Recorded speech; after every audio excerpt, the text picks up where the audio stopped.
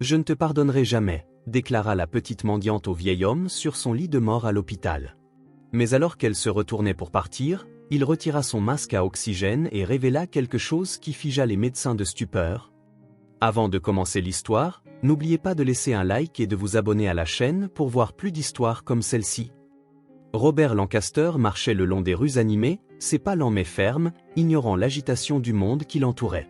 Il portait un long manteau sombre, et ses cheveux gris, soigneusement coiffés, trahissaient un souci d'apparence, même si son visage montrait des signes évidents de fatigue. Sa vie était prévisible, des réunions ennuyeuses, des avertissements de médecins sur sa santé déclinante et des déjeuners solitaires dans des restaurants chers. Mais quelque chose d'inhabituel attira son attention. Adossée au mur froid d'un immeuble, se tenait une fille, sale et maigre, qui refusait les pièces que certaines personnes jetaient à ses pieds. « Je ne veux pas d'argent, je veux de la nourriture. À quoi ça sert d'avoir des billets si personne ne me laisse rien acheter parce que je suis sale ?» murmura-t-elle, la voix lasse d'avoir répété le même argument. Robert fronça les sourcils. Cette fille ne se plaignait pas, elle refusait simplement d'accepter autre chose que du respect. Il connaissait ce sentiment, il n'avait jamais eu de patience pour la faiblesse, pour les lamentations vides. Mais là, devant lui, se trouvait quelqu'un qui se battait encore. « Si le problème, c'est de ne pas pouvoir acheter, alors viens avec moi. Si tu veux de la nourriture, je te l'achèterai moi-même, » dit Robert, d'une voix chargée d'autorité. Sophie hésita, méfiante. Elle avait appris à ne faire confiance à personne. Pourtant, le regard de cet homme ne semblait ni chargé de pitié, ni de mauvaises intentions. Il paraissait seulement fatigué. Sans un mot, elle se releva et marcha à ses côtés. Au restaurant, un serveur se précipita pour les intercepter. « Monsieur, cette fille ne peut pas entrer ici, » dit-il d'une voix teintée de mépris dissimulé. Robert le fixa d'un regard froid. « C'est mon invité. Votre restaurant n'interdit pas l'entrée aux invités de clients comme moi. » Le serveur déglutit, comprenant sa faute, s'éloigna. Sophie passa sans un mot, mais la façon dont il évitait son regard la rendit honteuse. Elle s'assit à la table, le dos raide, prête à fuir à la moindre alerte. « Si tu veux, tu peux manger vite. Je sais ce que c'est que d'être regardé comme si l'on n'avait pas sa place, » dit Robert en parcourant le menu sans vraiment le lire. Sophie le fixa droit dans les yeux. « Si tu sais ça, alors pourquoi tu es là, avec moi? Qu'est-ce que tu y gagnes ?» Sa voix transpirait la méfiance. Robert soupira. « Je pourrais dire que c'est par compassion, mais je mentirais. Peut-être que je suis simplement curieux à ton sujet. » La nourriture arriva et Sophie mangea avec hâte, tenant ses couverts comme si elle craignait qu'on ne lui retire son assiette. Entre deux bouchées, son esprit vagabonda vers le passé. L'orphelinat où je vivais a brûlé il y a 2 ans. Depuis, je ne suis qu'une fille de plus perdue dans la ville. Robert l'observa. Et depuis, personne ne t'a vraiment aidé? Aucun refuge, personne ne t'a tendu la main? Sophie rit, sans joie. Ils m'ont aidé, oui. Ils jetaient des pièces, des restes de nourriture, priaient pour moi de loin. Mais personne n'a fait ce que tu as fait. Personne n'a demandé ce dont j'avais vraiment besoin. La remarque le fit réfléchir. Il pensa à sa propre fille, Margaret, et à toutes les fois où il avait été présent sans jamais entendre ce dont elle avait réellement besoin. Il chassa cette idée de son esprit.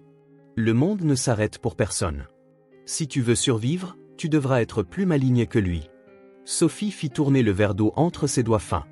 C'est peut-être pour ça que je suis là, à écouter un vieux riche me donner des conseils de vie. Peut-être que j'apprends quelque chose. Robert sourit, d'un air las, chose rare. Ou peut-être que tu commences simplement à comprendre que tout le monde ne passera pas son chemin sans voir qui tu es vraiment. Sophie ne répondit pas. Pour la première fois depuis longtemps, elle se sentait vue. Et, aussi étrange que cela puisse paraître, ce sentiment ne la terrifiait pas autant qu'elle l'aurait cru. Robert observait Sophie attentivement. Son regard exercé repérait les petits gestes qui trahissaient la gêne de la jeune fille. Elle avait fini de manger, mais jouait encore avec la serviette, comme si elle ne savait pas quoi en faire, essayant de dissimuler ses mains sales. Son corps restait légèrement recroquevillé sur la chaise, de peur d'abîmer le coûteux mobilier du restaurant. Il avait déjà vu cette expression sur des visages de personnes qui savaient qu'elles n'étaient pas à leur place, qui avaient honte de ce qu'elles étaient mais ne pouvaient rien y faire. « Tu n'es pas obligé d'être comme ça. Si tu es mal à l'aise, on peut y remédier tout de suite, » dit Robert en se penchant légèrement, les doigts croisés sur la table, la regardant d'un air sérieux mais dépourvu de jugement. Sophie leva les yeux, hésitante. L'idée de prendre une douche et d'avoir des vêtements propres lui paraissait si lointaine qu'elle ne la considérait même pas comme une possibilité réelle. Cela faisait si longtemps qu'elle n'avait pas senti l'eau chaude couler sur son corps, qu'elle n'avait pas porté autre chose que des haillons sales. Mais il y avait quelque chose dans le ton de Robert qui ne laissait pas place au doute. Il n'offrait pas par pitié, il prenait simplement des décisions et s'attendait à ce qu'on le suive. « Vous êtes sérieux, monsieur? Et après? Qu'est-ce qui va se passer quand je serai propre et habillé? Je retourne dans la rue ?» demanda-t-elle, la voix ferme, mais le regard empreint de la peur d'entendre la réponse. Robert poussa un long soupir, regardant par la fenêtre comme pour réfléchir un instant. « Après, on verra. Une chose à la fois, Sophie. Pour l'instant, je veux que tu viennes avec moi et que tu acceptes mon aide. Carly, mon assistante, peut tout arranger pour toi. C'est elle qui gère vraiment les choses dans cette maison. » Il attrapa son téléphone et composa un numéro rapidement, tandis que Sophie essayait encore de comprendre ce que cela impliquait. Ce n'était pas juste un bain ou des vêtements propres. Elle sentait au fond d'elle que ce moment allait changer quelque chose en elle. « Carly, j'ai besoin que tu viennes me chercher. J'ai une situation qui requiert ton attention, dit-il sans détour. » Peu de temps après, une voiture noire se gara le long du trottoir, devant le restaurant. De la place du conducteur sortit une femme arborant un large sourire confiant. Carly Reed avait une peau noire éclatante et les cheveux ras, ce qui mettait en valeur ses traits marqués. Ses yeux marron foncé étaient vifs et observateurs, chargés d'une énergie qui contrastait fortement avec l'air toujours sérieux de Robert. Elle était vêtue avec élégance et simplicité, dégageant un professionnalisme naturel. « Alors c'est la petite Sophie ? Je l'aime déjà avant même de la connaître. » s'exclama Carly en se penchant légèrement pour être à la hauteur de la jeune fille et en lui tendant la main spontanément. Sophie hésita avant de la serrer, ressentant pour la première fois depuis longtemps que quelqu'un la regardait sans dégoût ni pitié. Carly avait l'air vraiment contente d'être là, comme si c'était aussi important pour elle. « Allez, ma grande, je pense que tu mérites un peu de confort après tout ça, » dit Carly en ouvrant la portière et en l'invitant à monter. Le trajet se déroula d'abord dans le silence, mais Carly, de nature extravertie, ne tarda pas à briser la glace. Elle parla de son travail pour Robert, de la façon dont il faisait semblant d'être grognon alors qu'au fond il avait bon cœur.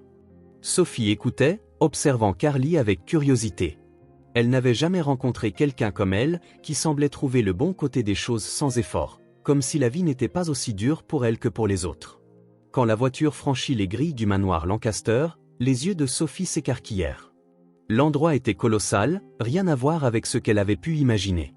Une structure imposante avec d'immenses fenêtres, des colonnes de marbre et un jardin digne d'un tableau. Chaque détail de l'environnement respirait la richesse et le pouvoir. « C'est réel ?» murmura Sophie, plus pour elle-même que pour les autres. « Oui, c'est réel. Et pendant un temps, ce sera chez toi, » répondit Carly en lui faisant un clin d'œil, sortant de la voiture et l'invitant à la suivre à l'intérieur. L'intérieur du manoir était encore plus impressionnant, de hauts plafonds, d'énormes lustres, un mobilier impeccable. Tout semblait intact, comme si personne n'y vivait vraiment. Le sol en marbre reflétait la lumière des fenêtres, et le large escalier faisait penser à un château. Sophie eut un frisson en avançant, se sentant petite, insignifiante, hors de sa place. « Viens, je vais te montrer la plus belle salle de bain de la maison. Tu vas te sentir comme une princesse, » dit Carly avec entrain, la guidant dans les couloirs. En arrivant, Sophie resta figée. Elle n'avait jamais vu une telle pièce. Le miroir était immense, les robinets brillaient comme s'ils étaient en or, et la baignoire était si grande qu'elle aurait pu s'y perdre. Carly ouvrit un placard et en sortit des serviettes moelleuses, des savons parfumés et des vêtements neufs. « Tout est prêt. Tu peux prendre tout ton temps. Quand tu auras fini, on aura quelque chose de bon à te faire manger, » lança Carly avant de la laisser seule. Sophie resta un moment immobile, regardant son reflet. Son visage était barbouillé, ses cheveux en bataille, ses vêtements tachés. Peu à peu, elle commença à se déshabiller, un mélange de soulagement et d'étrangeté l'envahissant. Dès que l'eau chaude toucha sa peau, elle frissonna. C'était la première fois depuis des années qu'elle prenait un vrai bain. Tandis que l'eau emportait la saleté, Sophie ferma les yeux et se laissa aller, sans parvenir à croire qu'elle était là. Mais le doute la rongeait toujours. Qu'allait-il se passer ensuite? Ce confort allait-il s'évanouir? Si c'est un rêve, je ne veux pas me réveiller. Mais si ça n'en est pas un, qu'est-ce qui va m'arriver quand tout ça sera fini? Pensa-t-elle alors que l'eau lui coulait sur le visage. Quand elle sortit, Carly l'attendait avec un sourire, lui tendant une robe simple, propre et jolie. Sophie s'habilla sans se presser, se sentant étrangement différente, comme si une partie d'elle était restée dans la baignoire, emportée avec la crasse. Carly la conduisit à une chambre d'amis où l'attendait un grand lit moelleux. « C'est ta chambre maintenant.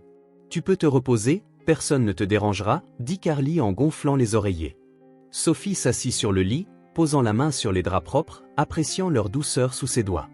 Elle n'avait jamais eu de chambre à elle et ce sentiment était aussi étrange que réconfortant. « Merci, Carly, pour tout, murmura Sophie en s'allongeant. Carly lui sourit doucement, éteignant la lumière. « Dors bien, ma petite. Demain est un autre jour, et tu mérites de le vivre sans crainte. » Sophie ferma les yeux, mais son esprit était encore en ébullition. Elle ne savait toujours pas ce que l'avenir lui réservait. Pourtant, pour la première fois depuis longtemps, elle avait l'impression de pouvoir espérer. Carly referma doucement la porte, se retrouvant dans le couloir silencieux du manoir. La maison semblait plus vivante que d'habitude, comme si la présence de Sophie avait apporté une nouvelle énergie à cet endroit depuis longtemps marqué par le silence et la solitude de Robert Lancaster.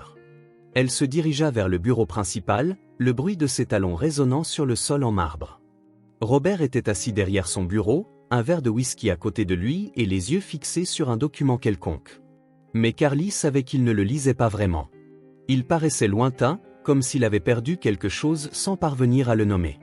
« J'ai besoin de comprendre quelque chose, Robert, et je veux que tu me dises la vérité. Depuis quand te soucies-tu assez pour amener quelqu'un dans cette maison ? Tu as toujours tenu à garder tes distances avec les gens, même avec ta propre fille. Alors pourquoi cette fille ? Qu'a-t-elle de si spécial pour que tu enfreignes tes propres règles ? » Robert leva les yeux vers elle, et le silence qui suivit fut presque pesant. Il prit le verre de whisky et fit tourner le liquide ambré, avant d'en boire une gorgée lente, comme s'il pesait encore sa réponse. « Je n'ai pas fait venir Sophie ici par pitié, si c'est ce que tu insinues. Je ne suis pas du genre à être ému par n'importe quelle histoire triste. Mais cette gamine, elle a quelque chose de différent. Elle me rappelle quelqu'un que j'ai connu il y a longtemps, quelqu'un qu'on a jeté dans le monde sans rien, qui a dû apprendre à survivre seul. Je veux juste l'aider, Carly. C'est tout. » Carly croisa les bras, levant un sourcil, peu convaincue. Elle connaissait Robert depuis des années et savait que c'était un homme aux habitudes rigides, qui ne laissait personne envahir son espace. Alors pourquoi cette exception maintenant ? Tu détestais quand Margaret amenait ses amis ici, tu disais qu'ils n'étaient que des opportunistes, qu'ils lui donnaient de mauvaises influences. Mais Sophie n'a absolument rien à t'offrir. Au contraire, elle ne fera que demander, dépendre de toi, te causer des soucis. Qu'est-ce qui a changé ? Robert ferma les yeux un instant, se massant les tempes comme s'il était las de la conversation. Il inspira profondément avant de répondre, sa voix légèrement teintée d'irritation. Les amis de Margaret étaient des opportunistes, des gens qui la tiraient vers le bas. Sophie est juste une gamine effrayée, qui n'a personne au monde. Je ne vois pas le mal à lui redonner un peu de dignité. Je n'ai pas besoin d'autre raison que celle-là. Carly scruta le visage de son patron, cherchant quelque chose de plus dans ses paroles, mais comprit vite qu'insister serait vain. Il y avait quelque chose que Robert ne disait pas, mais il ne l'admettrait jamais. Et au fond, peu importait. Le fait même qu'il ait laissé entrer quelqu'un chez lui était déjà énorme. Eh bien, j'espère que tu sais ce que tu fais. Moi, je l'aime bien, Robert. Elle est maligne, elle a une force que peu d'enfants ont. Si ce n'est qu'un caprice de ta part, je serai très déçu. Mais si c'est sincère, alors peut-être que cette maison aura enfin une raison d'être appelée un foyer. Robert ne répondit pas. Il se contenta de la regarder un instant avant de détourner les yeux vers son verre de whisky. Carly comprit le message, il ne voulait plus en parler. Elle soupira, lui lança un dernier regard et quitta le bureau, le laissant seul avec ses pensées. Le reste de la journée se déroula paisiblement, mais la présence de Sophie flottait dans l'air, même lorsqu'elle dormait. Carly ne pouvait s'empêcher de penser à la scène du dîner, à la manière dont la jeune fille avait tenté de cacher sa nervosité en tenant ses couverts, à l'éclat dans ses yeux quand elle avait découvert le lit moelleux où elle dormirait pour la première fois depuis des années. Quelque chose en elle se serrait. Robert pouvait prétendre qu'il n'y avait rien de personnel là-dedans, mais elle savait bien que si. Cet homme, qui fermait toujours les portes, avait enfin laissé quelqu'un entrer. Et c'était déjà immense. La nuit tomba, enveloppant le manoir de son voile sombre. Sophie se réveilla, la chambre étant plongée dans l'obscurité, le silence total. Pendant un instant, elle se sentit perdue. Son corps eut besoin de quelques secondes pour comprendre qu'elle n'était ni sous un pont, ni dans une ruelle froide, mais bien dans un lit moelleux, sous des draps propres, avec un léger parfum de lavande dans l'air. Elle se redressa, serrant ses genoux contre elle, un tourbillon d'émotions dans la poitrine. Elle avait besoin de parler à Robert. Elle devait comprendre pourquoi il faisait tout ça, quelle était sa véritable intention. Elle se leva avec précaution, sentant le sol frais sous ses pieds, et s'aventura dans le couloir silencieux. Elle descendit doucement l'escalier, mais avant de pouvoir s'approcher du bureau, elle vit Carly, assise dans le salon, regardant le feu qui crépitait dans la cheminée. Sophie s'arrêta, indécise, mais Carly sentit sa présence et se tourna vers elle avec un doux sourire. « Tu devrais dormir, ma petite. Qu'est-ce qui t'inquiète? Quelque chose te tracasse ?» Sophie se mordit à la lèvre, se serrant les bras contre elle-même. « Je voulais parler à Robert. Je dois comprendre ce qu'il attend de moi, pourquoi il m'a amené ici et m'a tout offert. Les gens ne font pas ça sans raison. » Carly soupira, hochant lentement la tête, un sourire compréhensif sur le visage. « Il est occupé, Sophie. J'ai dû insister moi-même pour lui parler, et je doute qu'il change d'avis maintenant. Mais, si ça peut te rassurer, il a validé que tu passes la nuit ici. Alors détends-toi, tu n'as pas à partir. » Sophie baissa les yeux, ressentant une frustration qu'elle n'expliquait pas vraiment. Elle ne voulait pas juste une permission de rester, elle voulait des réponses. Pourquoi, après avoir vécu si longtemps seule, quelqu'un s'occupait enfin d'elle? « Je ne sais pas si je peux dormir sans savoir ce qui va se passer demain. Je n'ai jamais eu tout ça avant. J'ai peur de fermer les yeux et de voir tout disparaître, avoua-t-elle. Carly se leva et s'approcha doucement, posant ses mains sur les épaules de la jeune fille. « Je comprends, Sophie. Mais tu n'as pas à avoir peur. Robert ne t'aurait pas amené ici s'il n'avait pas été sûr de sa décision. Et tu sais quoi? Je crois qu'il ne te laissera pas partir de sitôt. Maintenant, va te reposer. Demain est un autre jour, et tu auras besoin d'être en forme. » Sophie hocha la tête lentement, toujours troublée, mais acceptant les paroles de Carly. Elle retourna dans la chambre, se glissant à nouveau dans ce lit qui lui semblait immense. Elle fixa longtemps le plafond, le cœur battant, l'esprit confus. Tout était nouveau, tout était incertain. Mais pour la première fois depuis longtemps, elle ne se sentait pas totalement seule. Elle ferma enfin les yeux, se laissant aller au repos. Pourtant, elle savait qu'elle n'aurait pas toutes les réponses tant qu'elle n'aurait pas parlé à Robert Lancaster, convaincue qu'il détenait la clé de son avenir. Le soleil illuminait déjà la ville lorsque Margaret ouvrit les yeux, encore lourde d'une nuit agitée. La vaste chambre sophistiquée était dominée par des tons neutres et un ordre impeccable, résultat direct de son besoin constant de tout contrôler. Elle se leva lentement, laissant ses pieds nus s'enfoncer dans la moquette moelleuse, et s'approcha de la grande baille vitrée qui offrait une vue imprenable dont peu de gens pouvaient jouir. En contrebas, la ville semblait vibrer, indifférente à ses dilemmes personnels. Elle poussa un soupir, chassant les pensées inconfortables qui la hantaient toujours au petit matin. Il y avait du travail à faire, et elle ne pouvait pas se permettre de perdre du temps avec des souvenirs qui ne changeraient rien. Chaque jour, c'est la même chose. Je signe des documents, je représente des clients, je règle les problèmes des autres. Mais quand il s'agit des miens, tout semble toujours inachevé, pensa-t-elle en se frottant les yeux avant de se diriger vers le coin bureau de l'appartement. Elle s'assit, alluma l'ordinateur et parcourut rapidement ses emails. Tout paraissait routinier jusqu'à ce qu'un nom retienne son attention. C'était un document financier lié aux biens de sa famille, qu'elle ignorait habituellement autant que possible. Mais une incohérence dans les chiffres sauta aux yeux. Elle ouvrit le fichier avec plus d'attention, analysa l'information et sentit monter en elle une impatience grandissante. Ce n'était pas quelque chose qu'elle pouvait régler seule. Elle avait besoin d'éclaircissements, et la seule personne capable de lui en fournir était Robert Lancaster. Génial, le genre de conversation que je voulais éviter. Mais si j'ai bien appris une chose de lui, c'est que l'argent ne doit jamais présenter de faille. Cela signifie que je vais devoir le voir, que ça me plaise ou non, marmonna-t-elle en serrant les poings, avant de saisir son téléphone. Margaret hésita une seconde avant de taper un message à Carly. Elle n'avait jamais aimé la proximité de cette femme avec son père, mais savait qu'elle était la seule à répondre rapidement. « Il est chez lui ?» écrivit-elle sans préambule. La réponse de Carly ne tarda pas, mais vint sous la forme d'une question surprenante. « Pourquoi tu veux savoir ?» L'agacement de Margaret monta. Elle ne devait d'explication à personne, encore moins à l'assistante personnelle de l'homme qu'elle haïssait le plus au monde. « Cela ne te regarde pas. J'ai besoin de lui parler de business. Il est chez lui ou pas ?» envoya-t-elle, tentant de contenir sa colère, tout en ressentant un malaise. Carly mit plus de temps qu'à l'accoutumée à répondre, et Margaret sut à cet instant que quelque chose clochait. « Oui, il y est. Il n'a pas quitté la maison depuis hier. » La réponse était courte, ferme. Mais ce délai anormal déclencha un soupçon chez Margaret. Mensonge. Elle essaie de cacher quelque chose. Mon père ne reste jamais aussi longtemps sans sortir pour régler un détail. S'il était là, il aurait déjà répondu, ou alors il m'aurait ignoré comme d'habitude, pensa-t-elle, laissant retomber son téléphone sur le bureau, le saisissant finalement avec rage. Elle se leva, attrapa ses clés de voiture. Elle ne perdrait pas plus de temps en message. Si Carly essayait de cacher quelque chose, elle le découvrirait sur place. Sur la route, elle conduisit en silence, le ventre noué à mesure qu'elle approchait du manoir Lancaster. Elle haïssait cet endroit, elle haïssait devoir faire face à tous ses souvenirs amers. Chaque détail de la maison où elle avait grandi rappelait ce qu'elle avait perdu, ce que son père avait détruit. S'il ne s'était pas disputé avec ma mère ce jour-là, s'il ne l'avait pas poussée à partir ainsi, peut-être que rien de tout ça ne serait arrivé. Elle serait peut-être encore en vie et je n'aurais pas à tout gérer seule, pensa-t-elle en serrant le volant, refoulant la rancœur qui montait chaque fois qu'elle repensait au passé. Sa mère, Elisabeth, était la seule personne à l'avoir vraiment aimée. Elle avait supporté Robert des années, essayant de maintenir la famille unie, mais avait fini par baisser les bras. La dispute de cette nuit-là fut la goutte de trop. Impulsive, sa mère avait pris un billet pour quitter le pays.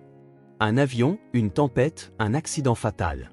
Et la seule chose que Margaret avait entendue de la bouche de son père était que c'était une tragédie inévitable. Inévitable, alors qu'il la poussait à partir. C'est lui le responsable de tout, marmonna-t-elle, sentant son cœur se serrer de rage alors qu'elle s'engageait dans l'allée du manoir. Elle se gara devant la propriété, descendit de la voiture sans se presser mais le visage fermé, prête à faire face aux réponses évasives de Carly. Elle sonna et croisa les bras, attendant qu'on lui ouvre. Carly apparut rapidement, mais son regard trahit sa surprise et un léger malaise en la voyant sans prévenir. « Margaret ? Je ne m'attendais pas à ta visite, dit Carly d'un ton se voulant neutre, mais dont la méfiance transparaissait. Margaret la dépassa sans demander la permission, traversant le hall d'entrée d'un pas déterminé, comme si elle était chez elle. « Je n'ai pas à te prévenir quand il s'agit de la maison de ma famille. »« Où est-il » demanda-t-elle, impatiente, balayant les lieux du regard avec colère et mépris. Carly hésita une seconde avant de répondre. « Il n'est pas ici. Il est parti tôt ce matin pour une réunion. Il m'a laissé charger de tout en son absence, dit-elle, avec un calme maîtrisé, mais le regard inquiet. Margaret fronça les sourcils. Son père ne laissait jamais de message. Il disparaissait et attendait qu'on s'adapte à son absence. C'était inhabituel. Quant à la façon dont Carly parlait, cela ne faisait que renforcer la méfiance de Margaret. Son regard se porta sur une enveloppe posée sur le bureau, avec l'écriture familière de Robert. Sans permission, elle s'en empara et la lut. « Margaret, si tu lis ceci, c'est que tu es revenu régler quelque chose avec la société. Je ne serai pas là pour répondre à tes questions, alors adresse-toi à Carly. Elle est chargée de tout pour le moment. Prends soin de toi.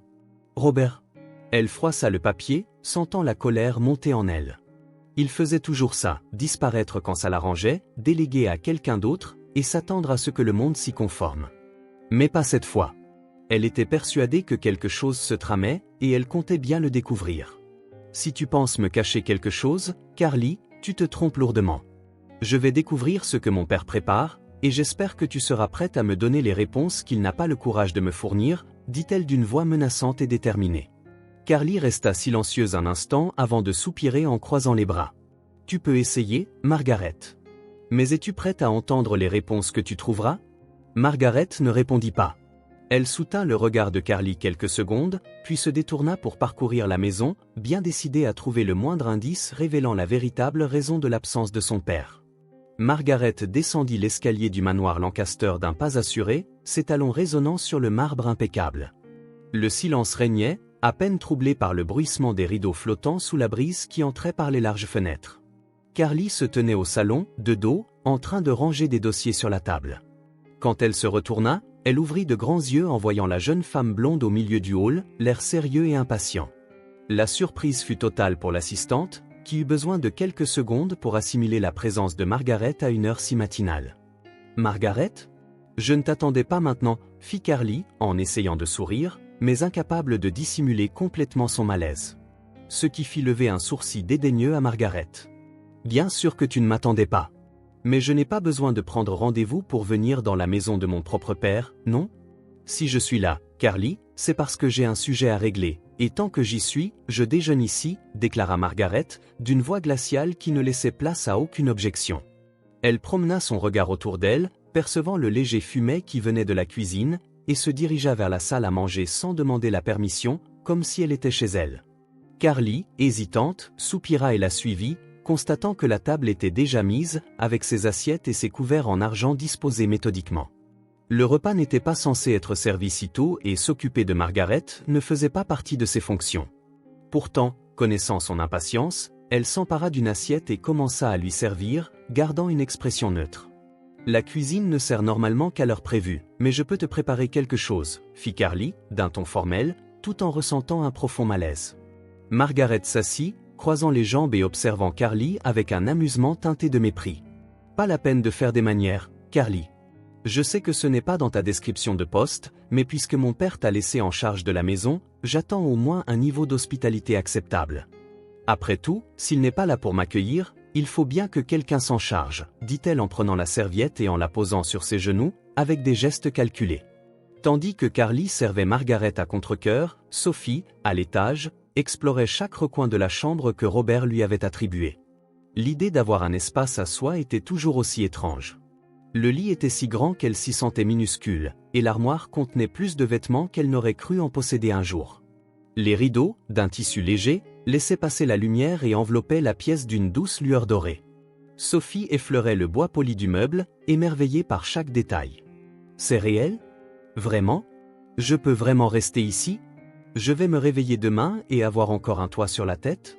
Je n'ai jamais rien eu de tel, c'est trop beau pour être vrai. » pensa-t-elle, en posant son regard sur le miroir. Son visage propre et ses cheveux peignés la faisaient presque se sentir étrangère à elle-même. Son estomac gargouilla doucement, lui rappelant qu'elle n'avait rien mangé depuis la veille. Elle hésita un instant, sans savoir si elle pouvait réellement descendre pour chercher à manger, mais elle décida de se lancer. Elle sortit de la chambre et s'aventura dans le couloir. Elle avançait lentement dans les couloirs jusqu'à atteindre l'escalier. En descendant, elle entendit des voix venant de la salle à manger. En tournant au coin, elle s'arrêta brusquement en voyant Carrie et une autre femme assise à la table. Son regard se posa sur Margaret, qui ne l'avait pas encore remarqué, mais lorsque ce fut le cas, le regard de l'avocate se figea, et son expression se mua immédiatement en une pure indignation. « Qui diable est celle-là ? Qu'est-ce que cette gamine fait chez moi ?» La voix de Margaret résonna, forte et tranchante, emplissant tout l'espace et poussant Sophie à reculer instinctivement d'un pas, le cœur affolé. Carrie se leva aussitôt, s'interposant entre elles deux. « Margaret, calme-toi. C'est Sophie, elle est ici à la demande de ton père. »« Je peux expliquer » lança Carrie rapidement, essayant d'empêcher que la situation ne dégénère. Margaret se redressa lentement, ajustant sa posture et plissant les yeux vers Sophie, comme si elle évaluait une menace. « À la demande de mon père ? Depuis quand Robert Lancaster est-il devenu bienfaiteur de charité ? Pourquoi une fille de la rue se promène-t-elle dans cette maison comme si elle en faisait partie ? » La voix de Margaret dégoulinait de mépris, sans se soucier de l'effet de ses mots sur la jeune fille. Sophie sentit sa gorge se serrer, et son instinct lui hurlait de fuir.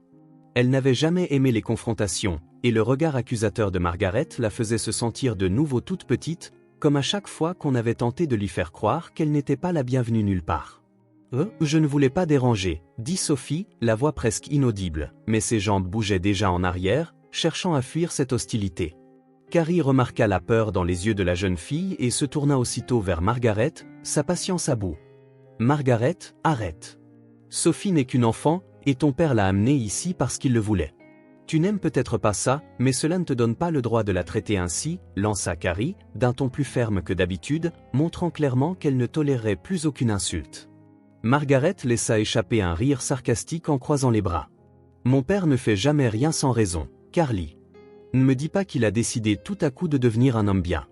S'il a amené cette gamine ici, c'est qu'il y a quelque chose qu'il ne veut pas nous dire. Et si j'étais toi, je ferais attention à ne pas me laisser prendre à un autre de ces jeux, » répliqua Margaret d'une voix venimeuse. Sophie ne voulait plus rien entendre. Elle ne voulait pas rester là à se sentir de nouveau indésirable. Ses mains tremblaient légèrement alors qu'elle se retournait et se mettait à courir dans les escaliers. Elle ferma la porte de la chambre derrière elle, s'appuyant contre celle-ci pour reprendre son souffle. Sa poitrine se soulevait et retombait à toute allure, et elle ressentait une étrange pression au niveau du cœur, une peur qu'elle ne pouvait expliquer. A-t-elle raison?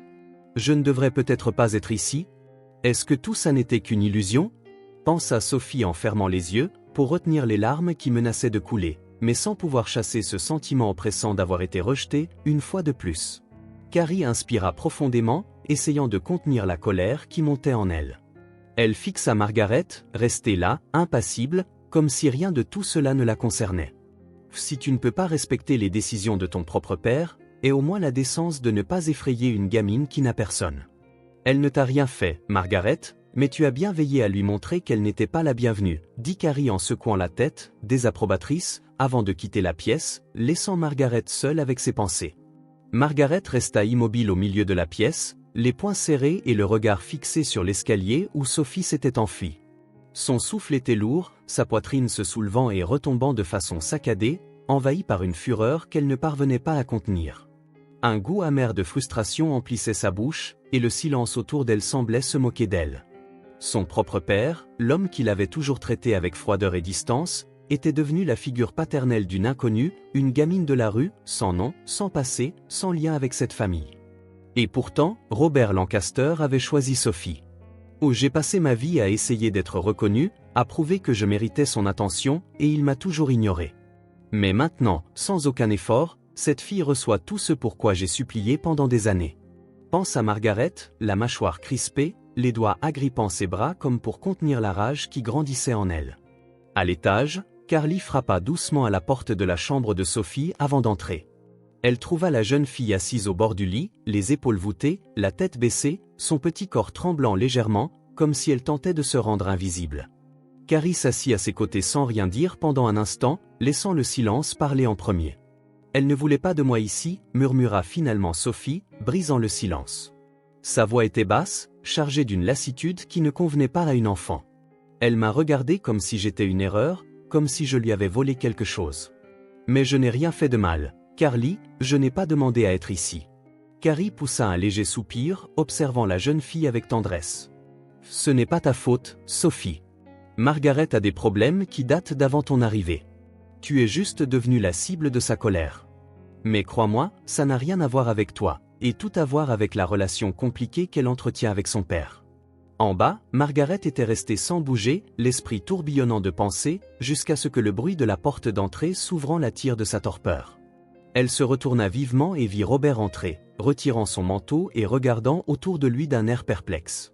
En remarquant sa présence, il ne put cacher sa surprise. « Margaret, dit-il en fronçant les sourcils. Je ne savais pas que tu viendrais si tôt. Carrie m'a dit que tu me demanderais, mais je pensais que tu m'appellerais avant de venir. » Le ton calme de son père ne fit qu'attiser sa colère. Margaret laissa échapper un rire sarcastique, croisant les bras et plissant les yeux. « Je suis désolé. Aurais-je dû prendre rendez-vous pour rendre visite à mon propre père? Ou peut-être es-tu simplement surpris parce que tu ne t'attendais pas à ce que je découvre ta nouvelle adoption. » Robert poussa un long soupir, déjà prêt à l'affrontement. « Margaret, si tu es venue juste pour te disputer, nous pouvons parler une autre fois. Je suis fatigué et je n'ai pas la patience nécessaire en ce moment, dit-il en se dirigeant vers le bureau. Mais Margaret fit un pas en avant pour lui barrer la route. Tu n'as jamais eu de patience pour rien qui concerne ta famille, n'est-ce pas? Mais pour une fille de la rue, tu en as.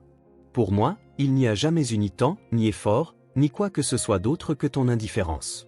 Et maintenant tu veux que je fasse comme si tout allait bien, comme si tu t'étais soudainement transformé en homme bon du jour au lendemain?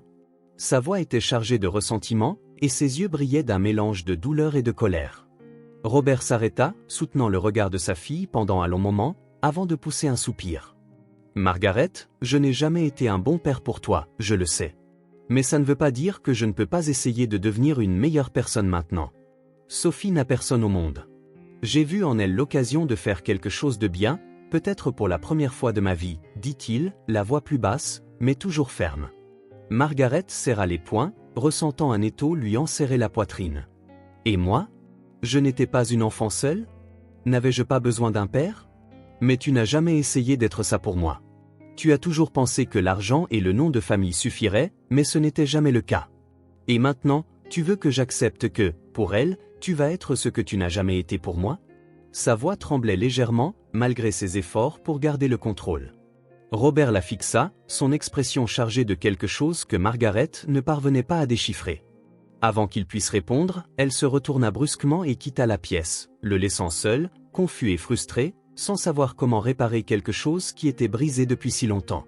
Dans la chambre de Sophie, Carrie observait la jeune fille, le cœur serré en la voyant recroquevillée sur elle-même.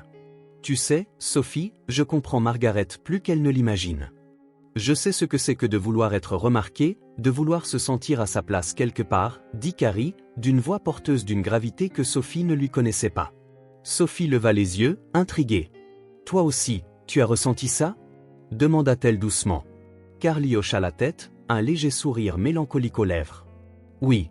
Parce que je n'ai jamais connu mes parents, Sophie. J'ai grandi sans personne à appeler famille. Et je crois qu'au fond, Margaret a l'impression d'avoir perdu la sienne avant même de s'en rendre compte, expliqua Carrie en regardant par la fenêtre, comme si elle se perdait dans ses propres souvenirs. Sophie resta silencieuse un instant, assimilant ses paroles. Enfin, elle murmura. Si elle a l'impression d'avoir perdu sa famille, alors c'est peut-être pour ça qu'elle ne veut pas que quelqu'un d'autre en ait une. Carrie la regarda, surprise par la perspicacité de la fillette. Sophie était jeune, mais ses mots reflétaient une maturité qui montrait à quel point elle avait déjà souffert. « Peut-être que tu as raison, Sophie. Peut-être que Margaret ne sait pas comment gérer tout ça. Mais ça ne veut pas dire que tu n'as pas le droit d'être ici, dit Carrie en posant la main sur l'épaule de la jeune fille. Sophie poussa un soupir, baissant les yeux vers ses mains, se sentant si petite face à tout ça. « Je ne sais pas. Je ne veux juste pas tout gâcher à nouveau.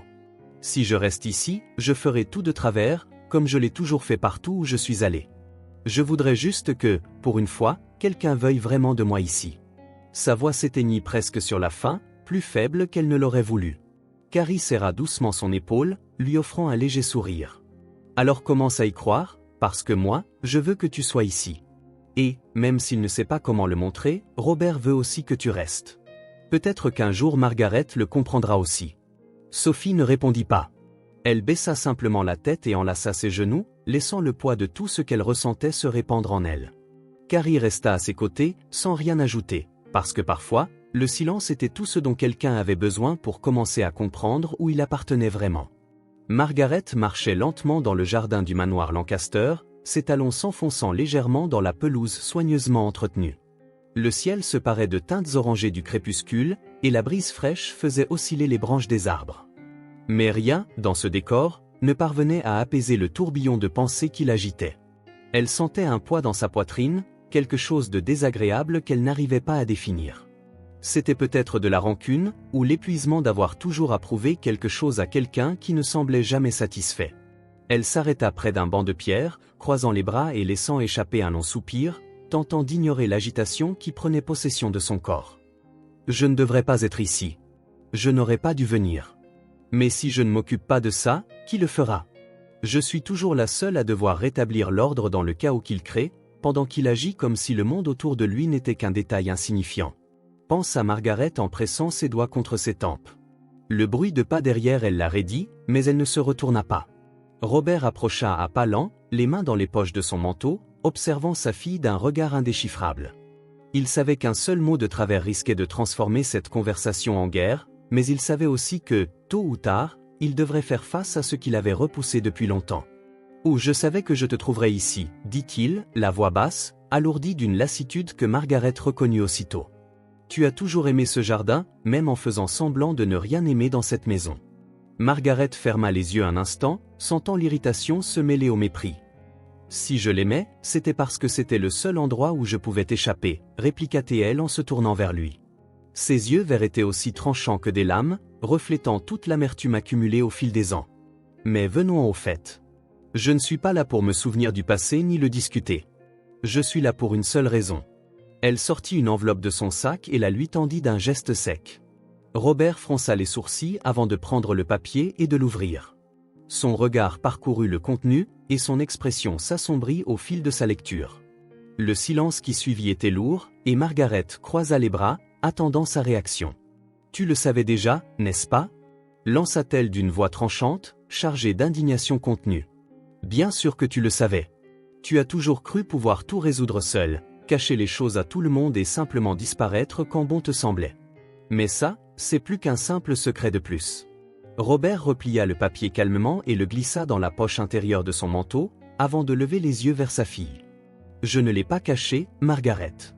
Je ne pensais tout simplement pas qu'il était nécessaire d'en faire un drame, dit-il d'une voix contrôlée, mais dont le regard trahissait quelque chose de plus profond. Margaret sentit son sang bouillir. Tu ne pensais pas que c'était nécessaire? Ton père malade, a un cancer des poumons, ce n'est pas un rhume. Comment peux-tu agir comme si de rien n'était? Et pire encore, comment peux-tu me laisser dans l'ignorance au sujet de quelque chose d'aussi grave? As-tu la moindre idée de ce qui est en jeu? Robert resta impassible, fixant sa fille d'un regard lourd. Oh, je suis toujours là, Margaret. Je suis encore en vie. Tu n'as pas besoin d'agir comme si tu étais déjà en train d'organiser mes funérailles. Margaret laissa échapper un rire amer, passant la main dans ses cheveux blonds, tentant de contenir l'envie de hurler. Tu n'as jamais rien compris, n'est-ce pas? Je ne m'inquiète pas que pour toi. Je m'inquiète pour tout ce que tu as construit, pour ce qui arrivera si tu n'es plus là. L'entreprise, les investissements, la fortune de notre famille. Tu sais ce qu'il advient des empires quand le pilier qui les soutient s'effondre? Ils s'écroulent, père. Et j'aurais dû être mis au courant pour me préparer à ça. Robert prit une profonde inspiration, regardant sa fille avec un mélange d'exaspération et de tristesse. Tu as toujours été comme ça, à t'attendre au pire, à t'inquiéter de tout ce qui pourrait arriver au lieu de vivre dans le présent. Quand es-tu devenue si froide, Margaret? Margaret sentit sa poitrine se contracter, mais elle ne laissa rien paraître. Oh, je ne suis pas froide, je suis réaliste. Tu peux ignorer les problèmes et faire comme si tout allait s'arranger tout seul, mais moi, je ne peux pas me le permettre. Je ne peux pas laisser l'héritage de notre famille entre les mains du destin. Le silence entre eux s'étira, jusqu'à ce que Robert pousse un soupir et baisse légèrement sa garde. Je comprends tes inquiétudes, mais peu importe à quel point tu essaies de tout contrôler, certaines choses ne peuvent pas être prévues. Et il faut que tu apprennes à composer avec cela. Margaret ferma un instant les yeux, sentant la fatigue peser sur ses épaules. Quand elle le regarda à nouveau, sa voix fut moins tranchante. « Oh, je ne veux pas te perdre, père, mais je ne peux pas non plus ignorer ce que ça implique pour l'avenir. S'il t'arrive quelque chose, quelqu'un devra être prêt à prendre les rênes. » Robert l'observa longuement, avant de sourire, d'un sourire triste. « Tu as toujours été forte, Margaret. Trop forte pour ton propre bien. Mais je sais que, quoi qu'il arrive, tu trouveras un moyen. » Sans réfléchir davantage, il fit un pas en avant et l'enlaça fermement. Margaret resta raide une seconde, luttant contre l'envie de se dégager. Mais au fond, une partie d'elle voulait ce contact, même si elle n'était pas prête à lui pardonner, même s'il restait un océan de douleur entre eux. À cet instant, elle se laissa faire, en silence, sans mot dire, éprouvant juste l'inéluctable passage du temps. Quelques heures plus tard, après cet instant, le silence dans la salle à manger fut rompu par le tintement des couverts sur les assiettes en porcelaine. Le dîner était servi, et tout le monde était installé autour de la table, même si la tension dans l'air était palpable. Robert était en bout de table, le dos droit, mais le visage marqué par la fatigue. Sophie, assise à côté de Carly, observait les alentours avec un mélange de curiosité et de prudence. Le manoir était un univers complètement différent de tout ce qu'elle avait connu. Malgré sa reconnaissance, elle ne pouvait se défaire de l'impression de ne pas être à sa place. « Je ne comprends toujours pas pourquoi je suis ici. Tout ça semble trop beau pour être vrai. Et si ça l'était? Et si, au final, je n'étais qu'un fardeau ?» pensa Sophie, se mordant la lèvre en jetant un regard discret à Margaret, dont l'expression demeurait impénétrable. Robert leva les yeux vers Carrie et lui fit signe de s'asseoir à la table avec eux. « Carly, tu travailles dur chaque jour. Il n'y a pas de raison que tu dînes à part. Viens t'asseoir et mange avec nous, fit-il d'un ton qui ne laissait pas place à la discussion. Carrie hésita un instant, jetant un coup d'œil à Margaret, qui poussa un léger rire méprisant. « Je ne vois pas l'intérêt de tout ça. Elle travaille pour toi, père, elle n'est pas une invitée, répliqua Margaret, faisant tourner légèrement son verre de vin entre ses doigts, le regard rivé sur Carrie, comme si elle attendait d'elle une reconnaissance qu'elle n'avait pas à être là. Carrie esquissa un petit sourire et se tourna vers Robert. « Monsieur Lancaster, ça ne me dérange pas vraiment. Margaret a raison, je ne veux pas causer de gêne, » dit-elle, essayant de garder un ton professionnel, même si elle sentait le malaise grandir. Robert poussa un soupir et secoua la tête, résolu. « Nous ne sommes pas en réunion d'affaires, nous sommes à la maison. Et tant que je suis là, tous ceux qui vivent sous ce toit auront la même dignité. Maintenant, assieds-toi et profite du dîner, Carrie. » lança-t-il fermement, ne laissant aucune possibilité de refus. À contre-cœur, Carrie obéit, s'asseyant à côté de Sophie, qui continuait d'observer les environs d'un air méfiant. Margaret, de son côté, semblait moins satisfaite, mais décida de changer de tactique. Avec un sourire superficiel, elle se pencha légèrement vers Sophie. « Alors, Sophie, comment s'est passée ta journée? Tu t'habitues à la maison ?» demanda-t-elle d'un ton qui paraissait amical, mais qui recélait une pointe acérée que Carrie perçut immédiatement. Sophie hésita avant de répondre, jetant un rapide coup d'œil à Carrie, puis haussant les épaules. « C'est bien. Je n'ai jamais vu un endroit comme celui-ci. C'est tellement grand et différent. » répondit-elle, choisissant ses mots avec précaution, sentant que la moindre phrase de travers pouvait la mettre en difficulté. Margaret sourit, mais il y avait dans son regard quelque chose de peu sincère. « J'imagine que ça l'est. Grandir dans la rue a dû être difficile. Tu es déjà allé ailleurs auparavant? Dans un orphelinat, peut-être ?» demanda-t-elle, toujours d'un ton neutre, mais la question semblait receler une intention plus profonde. Sophie se crispa, jouant avec la serviette sur ses genoux. « Oui, j'ai vécu dans un orphelinat, mais il a brûlé. C'est comme ça que je me suis retrouvée dans la rue. » fit-elle, tentant de garder sa voix stable, même si sa gorge se serrait en repensant à ce jour-là. Margaret haussa légèrement un sourcil, posant son coude sur la table comme si elle s'intéressait sincèrement. « C'est tragique. Mais comment as-tu survécu si longtemps toute seule? Tu n'as aucune famille? Pas un oncle ou un cousin éloigné qui aurait pu s'occuper de toi ?» demanda-t-elle, le ton plus inquisitif. Robert, remarquant le tournant que prenait la conversation, fronça les sourcils. « Margaret, je ne pense pas que le dîner soit le moment opportun pour ce genre de questions, » dit-il, lançant un regard d'avertissement à sa fille.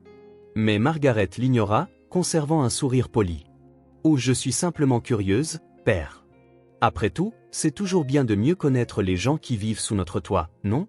Puis elle se tourna vers Sophie, qui maintenant fixait son assiette sans y toucher. « Alors, Sophie, personne n'a jamais essayé de te retrouver? Pas le moindre indice sur ta famille ?» Sophie sentit un nœud se former dans son estomac. Ce n'était pas seulement la question, mais la manière dont Margaret la posait, comme si elle cherchait quelque chose. Sophie n'avait aucune réponse. Les rares souvenirs de sa famille étaient flous, et elle ne savait rien.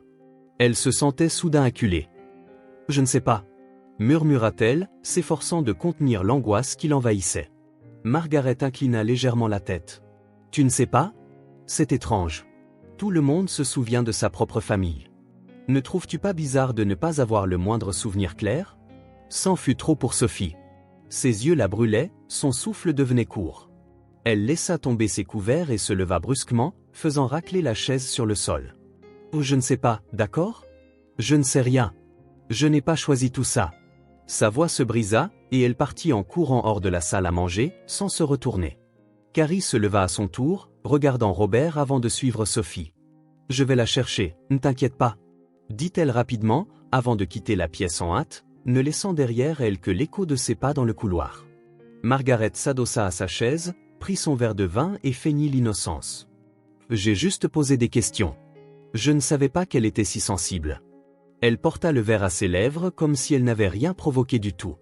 Robert plissa les yeux, à bout de patience. « Margaret, c'était cruel. Tu sais très bien ce que tu faisais. Je suis malade, et tout ce que je demande, c'est un peu de paix. Si tu ne peux pas respecter Sophie, respecte-moi au moins. » Margaret ressentit un poids dans sa poitrine, quelque chose qu'elle ne voulait pas admettre être de la culpabilité. Pourtant, elle ne répondit rien, détournant simplement le regard pour continuer à boire son vin en silence. Le soleil du matin entrait timidement par les grandes fenêtres du manoir Lancaster, projetant de douces ombres sur le tapis onéreux. La veille avait été riche en tensions, et Robert sentait le poids de la nuit agité alors qu'il prenait son petit déjeuner, remuant distraitement sa nourriture sans vraiment manger. Son esprit était partagé entre la frustration qu'il éprouvait envers Margaret et l'inquiétude qu'il avait pour Sophie. La jeune fille venait à peine d'arriver et se heurtait déjà à des résistances au sein de cette maison. Il savait que son aînée acceptait difficilement les changements, et encore moins lorsqu'elle avait l'impression de perdre quelque chose. Pourtant, Sophie n'était une menace pour personne, c'était juste une enfant qui avait besoin d'un foyer. Il leva les yeux vers Carly, qui préparait une tasse de café avec des gestes méthodiques, toujours aussi efficaces, toujours aussi attentives. Il avait confiance en elle comme en peu de gens. Il savait qu'elle voyait et comprenait bien plus qu'elle ne le montrait. Robert s'éclaircit la gorge et poussa son assiette, attirant son attention. « Carly, j'ai besoin que tu fasses quelque chose pour moi, dit-il, d'un ton plus doux que d'habitude. Je veux que tu emmènes Sophie hors du manoir pour la journée. Allez au centre commercial, achetez-lui de nouveaux vêtements, offrez-lui un bon repas. Je veux qu'elle se sente à l'aise et qu'elle oublie, ne serait-ce que quelques heures, ce qui s'est passé hier. Carrie se tourna vers lui, tenant sa tasse de café entre les mains, l'observant un instant avant de répondre. Je peux faire ça. Mais ne crois-tu pas que Sophie devrait avoir le choix de rester ? Je ne suis pas certaine que fuir le problème soit la meilleure solution, dit-elle prudemment, sachant que Robert appréciait les décisions directes, mais prenait toujours en compte les émotions impliquées. Robert soupira, se frottant les yeux, signe de fatigue. Je ne l'envoie pas loin, je veux juste éviter qu'elle ne se fasse de nouveau attaquer. Margaret est ici, et honnêtement, je préfère que les deux ne soient pas trop proches pour l'instant. Offre à Sophie une journée sans souci, Carly. Elle l'a bien mérité. Il sortit son portefeuille, récupéra une carte de crédit et la tendit à son assistante. Carrie saisit la carte et hocha la tête. Très bien. Je ferai de mon mieux pour qu'elle s'amuse, assura-t-elle avant de terminer son café et de monter à l'étage pour trouver Sophie. Sophie était assise au bord du lit de la chambre d'amis, le regard fixé sur le sol. La nuit précédente résonnait encore dans son esprit, la façon dont Margaret l'avait regardée comme une intruse, la manière dont ses questions lui avaient transpercé la peau comme de petites aiguilles. Elle ne voulait pas sortir de cette chambre, ni affronter qui que ce soit. Mais Carrie entra et s'assit à ses côtés, lui souriant doucement. « Bonjour, Sophie. Je sais que la journée d'hier a été difficile, mais Robert veut que tu quittes un peu le manoir aujourd'hui, avec moi. On va aller au centre commercial, manger quelque chose de bon, acheter de nouveaux vêtements. Qu'en dis-tu » Sophie fronça les sourcils, hésitante. « Il veut que j'y aille » Carrie hocha la tête. « Oui. Il veut que tu passes une journée légère, et honnêtement, je pense que ça te fera du bien. Tu as traversé beaucoup de choses, Sophie. Je veux juste t'offrir une journée où tu puisses être une fille normale, dit Carrie, lui prenant doucement la main. Sophie la regarda. Pour la première fois depuis son arrivée, elle sentit qu'on se souciait vraiment d'elle. Après un moment, elle acquiesça lentement. D'accord, j'y vais. Carrie sourit et se leva. Parfait. Allons-y, car j'ai bien l'intention de dépenser beaucoup d'argent pour toi aujourd'hui, plaisanta-t-elle, faisant rire Sophie doucement. Le centre commercial était un univers totalement différent pour Sophie. Les vitrines illuminées, l'odeur de nourriture flottant dans l'air, les gens pressés chargés de sacs. C'était un monde de possibilités qui ne lui avait jamais été offert auparavant. Carrie l'emmena d'abord dans un magasin de vêtements, où Sophie se sentait perdue au milieu des tissus doux et des couleurs vives. « Choisis ce qui te plaît », l'encouragea Carrie. Sophie hésita, faisant glisser ses doigts sur un chemisier blanc en coton tout doux. « Je ne sais pas. J'ai toujours porté ce qu'on me donnait. Je n'ai jamais rien choisi moi-même. » Avoua-t-elle d'une voix basse. Carrie prit le chemisier et le lui tendit. « Alors aujourd'hui, tu choisis. Prends ce qui te fait plaisir, répondit-elle en souriant. Quelques heures plus tard, Sophie portait déjà plusieurs sacs à la main. Carrie l'emmena alors au coin restauration, où elles commandèrent des hamburgers et des milkshakes. Sophie se sentait étrangement heureuse. « Oh, je n'aurais jamais cru qu'une journée normale comme celle-ci puisse paraître si spéciale, » dit-elle, en sirotant son milkshake à la fraise. Tandis que Sophie vivait un moment de tranquillité, Margaret arpentait le manoir, un ordinateur portable à la main et les yeux rivés sur les documents qu'elle épluchait. Elle se sentait agitée, irritée. Depuis l'arrivée de Sophie, tout semblait lui échapper. Sa maison ne lui appartenait plus vraiment, et ce père qui l'avait toujours tenu à l'écart était désormais trop occupé à prendre soin d'une inconnue pour se soucier du reste. Le bruit de la sonnette interrompit ses pensées. Elle fronça les sourcils, referma son ordinateur et alla ouvrir. En découvrant Benjamin, impeccable comme toujours dans son costume gris et l'air sérieux, elle croisa les bras, l'évaluant du regard. « Benjamin, dit-elle d'un ton légèrement provocateur. À quoi dois-je l'honneur de ta visite ?» Benjamin garda une posture rigide, insensible à la provocation. « Oh, je suis venu voir Robert. »« Il est là ?» Margaret arqua un sourcil, penchant légèrement la tête. « Pour des affaires ? Ou bien est-ce plus personnel ?» demanda-t-elle en le toisant. Benjamin soupira, déjà habitué à son attitude. « C'est important, répondit-il en éludant la question. Margaret afficha un sourire blasé, qui n'atteignait pas ses yeux. « Eh bien, il est dans son bureau, tu peux y aller, fit-elle en s'écartant pour le laisser entrer. Benjamin acquiesça et s'engagea dans le couloir, laissant Margaret l'observer. Il y avait toujours eu quelque chose chez lui qui l'intriguait, quelque chose qu'elle ne parvenait pas à percer. Mais une chose était sûre, il ne l'avait jamais apprécié autant qu'elle l'aurait voulu. Et maintenant qu'il était là, Margaret sentit que quelque chose se tramait, quelque chose qui allait tout changer. La porte du bureau de Robert se referma doucement derrière Benjamin, laissant Margaret dans le couloir. Il n'aimait pas cette maison, ni l'énergie qui y régnait. Tout lui paraissait trop luxueux, mais aussi vide, comme si le mobilier coûteux, les tableaux de maître et le marbre impeccable ne servaient qu'à masquer un silence pesant, un passé que personne ne voulait réellement affronter. Il avança d'un pas ferme vers le fauteuil faisant face au bureau de Robert, observant l'homme qui, malgré sa position assise, lui semblait plus frêle qu'auparavant. Le temps n'épargnait personne, et la maladie creusait déjà ses sillons en lui. Robert leva les yeux, ses longs doigts tapotant légèrement le bois verni du bureau. « Alors, Benjamin, allons droit au but. J'imagine que tu es venu pour parler de ma santé, déclara-t-il, sans détour, d'un ton alourdi par une lassitude à peine voilée. Benjamin ne s'assit pas immédiatement. Il resta debout, étudiant l'homme en face de lui, remarquant les cernes, le léger tremblement de ses mains. L'orgueil de Robert avait toujours été une barrière, mais il se fissurait peu à peu. « Oui, Robert, mais pas seulement. Je veux aussi parler de l'avenir. De ce qui va se passer quand tu ne seras plus là, répondit-il finalement en prenant place, croisant les jambes et posant les mains sur ses genoux. Robert laissa échapper un lent soupir alors que, s'il savait déjà que cette conversation finirait par avoir lieu, il y a déjà un testament, Benjamin. Mon héritière sera Margaret, comme cela a toujours été, dit-il d'une voix ferme, bien que son regard ait vacillé un bref instant, signe qu'il n'était peut-être pas aussi sûr de lui qu'il le prétendait. Benjamin inclina légèrement la tête, l'air imperturbable. Nous savons tous les deux que ce n'est pas si simple. Tu as une autre fille, Robert, et que cela te plaise ou non, tu dois le reconnaître. Tu dois le préciser dans le testament, déclara-t-il en marquant une pause, observant la réaction de l'autre. Son nom ne fut pas mentionné, ni l'un ni l'autre n'avait besoin de le dire, mais la tension qui s'installa entre eux rendit l'absence de ce nom encore plus pesante. Robert serra les lèvres, ses doigts désormais immobiles sur le bureau. Je ne vais pas parler de ça, Benjamin. Margaret est mon héritière et c'est final, dit-il d'une voix chargée d'une irritation contenue. Benjamin resta calme, mais son insistance ne faiblit pas. Et que se passera-t-il si Margaret le conteste? Si elle essaie d'effacer ce qui est sous les yeux de tout le monde? Tu sais que si tu ne fais pas ça maintenant, il sera peut-être trop tard. As-tu réfléchi à ce que tu veux vraiment laisser derrière toi? Robert se leva brusquement, posant les mains sur le bureau, les yeux étincelants d'impatience. J'ai déjà tout clarifié.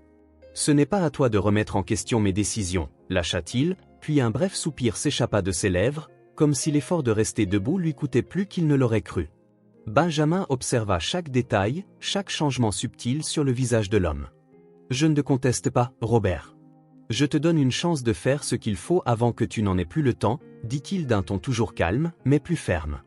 Robert passa une main sur son visage, visiblement épuisé. Le sujet le rongeait de l'intérieur, non seulement à cause de la complexité juridique, mais aussi du poids émotionnel qu'il impliquait. Il savait que Benjamin avait raison, mais l'admettre était une autre histoire. Cela ne te regarde pas, Benjamin. Tu es mon médecin, pas mon conseiller personnel, répliqua-t-il, fermant les yeux un instant pour chasser la pression qui montait dans sa tête. Benjamin ouvrit la bouche pour répondre, mais avant qu'il ne puisse dire quoi que ce soit, il vit Robert vaciller légèrement, portant la main à sa poitrine. L'expression de douleur apparut presque immédiatement sur son visage et il s'agrippa à la table pour ne pas tomber. Le temps entre la reconnaissance du problème et l'action fut infime. Benjamin se précipita et le saisit par les bras. « Robert, qu'est-ce que tu ressens ?» demanda-t-il, d'une voix plus forte, l'attitude soudainement en alerte. Robert haleta, tentant de répondre, mais sa respiration se bloquait. Douleur, à la poitrine, difficulté à respirer, lâcha-t-il avec peine, ses doigts pressant la zone de son cœur, son front couvert de sueur froide. Benjamin n'hésita pas, attrapa le téléphone et forma rapidement un numéro. Il me faut une ambulance au manoir Lancaster. Le patient présente des signes d'un possible infarctus, c'est urgent, déclara-t-il, tout en aidant Robert à s'asseoir sur le canapé le plus proche. Le bruit dans le bureau attira l'attention de Margaret, qui accourut, les yeux écarquillés devant la scène. Que se passe-t-il? demanda-t-elle, sa voix plus aiguë qu'elle ne l'aurait voulu. Benjamin se tourna vers elle, maintenant la pression sur l'épaule de Robert pour le garder calme. Il fait une grosse crise. Appelle Carrie et apporte de l'eau, tout de suite, ordonna-t-il, reprenant son autorité de médecin pour gérer la situation. Mais Margaret ne bougea pas immédiatement. Son esprit était en ébullition, son souffle s'accélérait. Non, papa, et tu vas t'en sortir, n'est-ce pas? Demanda-t-elle, comme si elle avait besoin de l'entendre de sa bouche. Robert ouvrit les yeux avec difficulté, tentant un faible sourire. « Je vais toujours bien, Margaret, dit-il, mais son ton ne convainquit personne, pas même lui-même. Margaret sentit le désespoir s'emparer d'elle, où pour la première fois, la peur prit la place de la colère qu'elle avait toujours nourrie contre lui. Elle fit volte-face et s'élança dans le couloir en criant après Carrie, ou n'importe qui pouvant aider. Carrie arriva en courant, le cœur battant la chamade en voyant l'état de Robert. Elle s'agenouilla à côté de lui, prenant sa main pour essayer de le maintenir conscient. « L'ambulance arrive déjà, monsieur Lancaster. Restez avec moi, d'accord ?» dit-elle d'une voix douce mais ferme. Le temps sembla s'étirer alors qu'ils attendaient.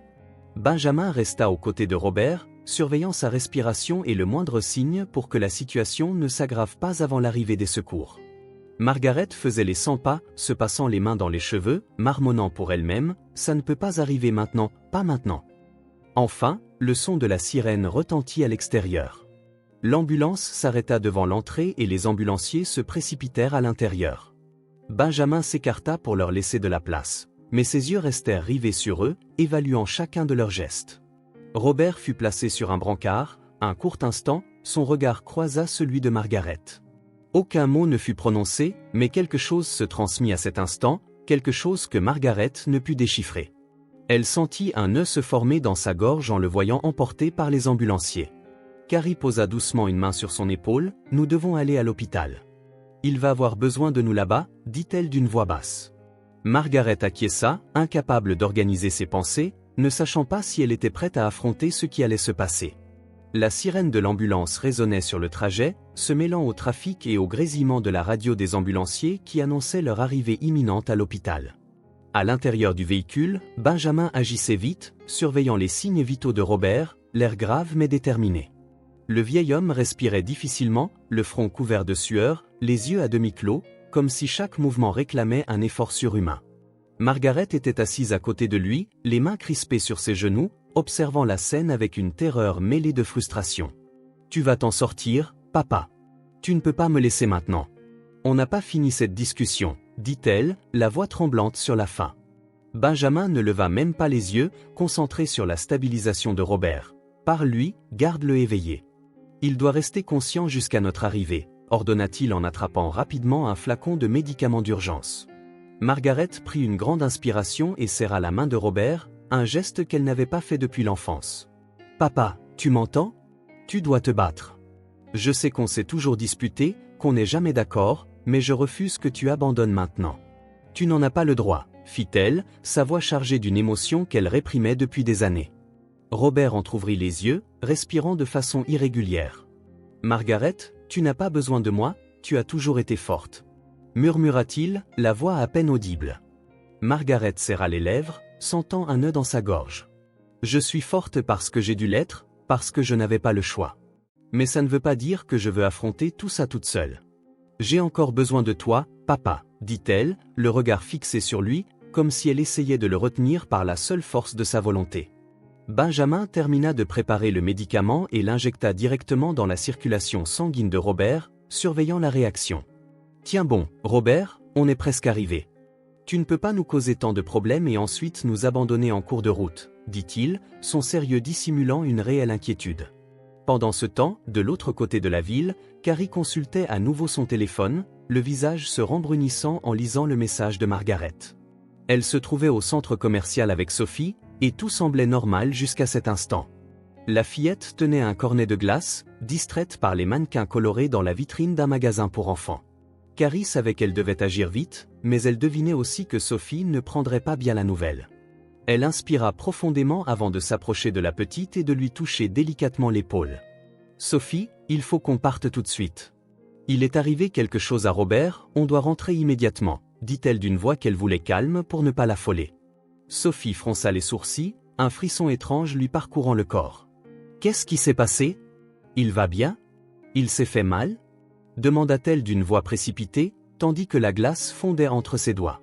Carrie sortit un mouchoir pour essuyer rapidement ses mains avant de les prendre dans les siennes. « Je n'ai pas tous les détails, mais il est tombé malade et a été transporté à l'hôpital. On ne peut pas rester ici. Je te ramène à la maison et ensuite j'irai là-bas pour tout savoir. » Mais il faut que tu restes calme, Sophie, dit-elle en essayant de transmettre une confiance qu'elle ne ressentait pas vraiment, ignorant elle-même la gravité de la situation. Le cœur de Sophie s'emballa, ses yeux s'agrandirent. « Je veux y aller, moi aussi. Je veux voir comment il va », s'exclama-t-elle, la voix tremblante. Carrie secoua la tête en serrant doucement ses mains. « On ne peut pas, Sophie. L'hôpital n'est pas un endroit pour toi, pas maintenant. Robert tient à ce que tu restes à la maison, en sécurité. Je te promets de revenir avec des nouvelles, répondit-elle en l'entraînant déjà hors du centre commercial. Le trajet jusqu'au manoir fut silencieux. Sophie regardait par la fenêtre, le cœur serré par un sentiment qu'elle ne s'expliquait pas. Quelque chose clochait, quelque chose de très grave. À leur arrivée, Carrie ouvrit la porte et se dirigea à grands pas vers l'entrée de la demeure, tenant la porte pour que Sophie entre. « Je veux que tu montes dans ta chambre et que tu te reposes. Si tu as besoin de quoi que ce soit, demande au personnel. J'irai à l'hôpital et je reviendrai dès que je saurai tout. Mais il faut que tu aies confiance, d'accord ?» dit-elle d'un ton ferme mais affectueux. Sophie s'arrêta au milieu de la pièce, le regard suppliant. « Et s'il ne revient pas? Et si c'est sérieux? Et si je ne peux plus jamais lui parler ?» demanda-t-elle, la respiration saccadée, les yeux s'emplissant de larmes. Carrie soupira, puis s'accroupit pour être à sa hauteur, posant doucement les mains sur son visage. « Il va s'en sortir, Sophie. Il est fort et il a de bons médecins pour s'occuper de lui.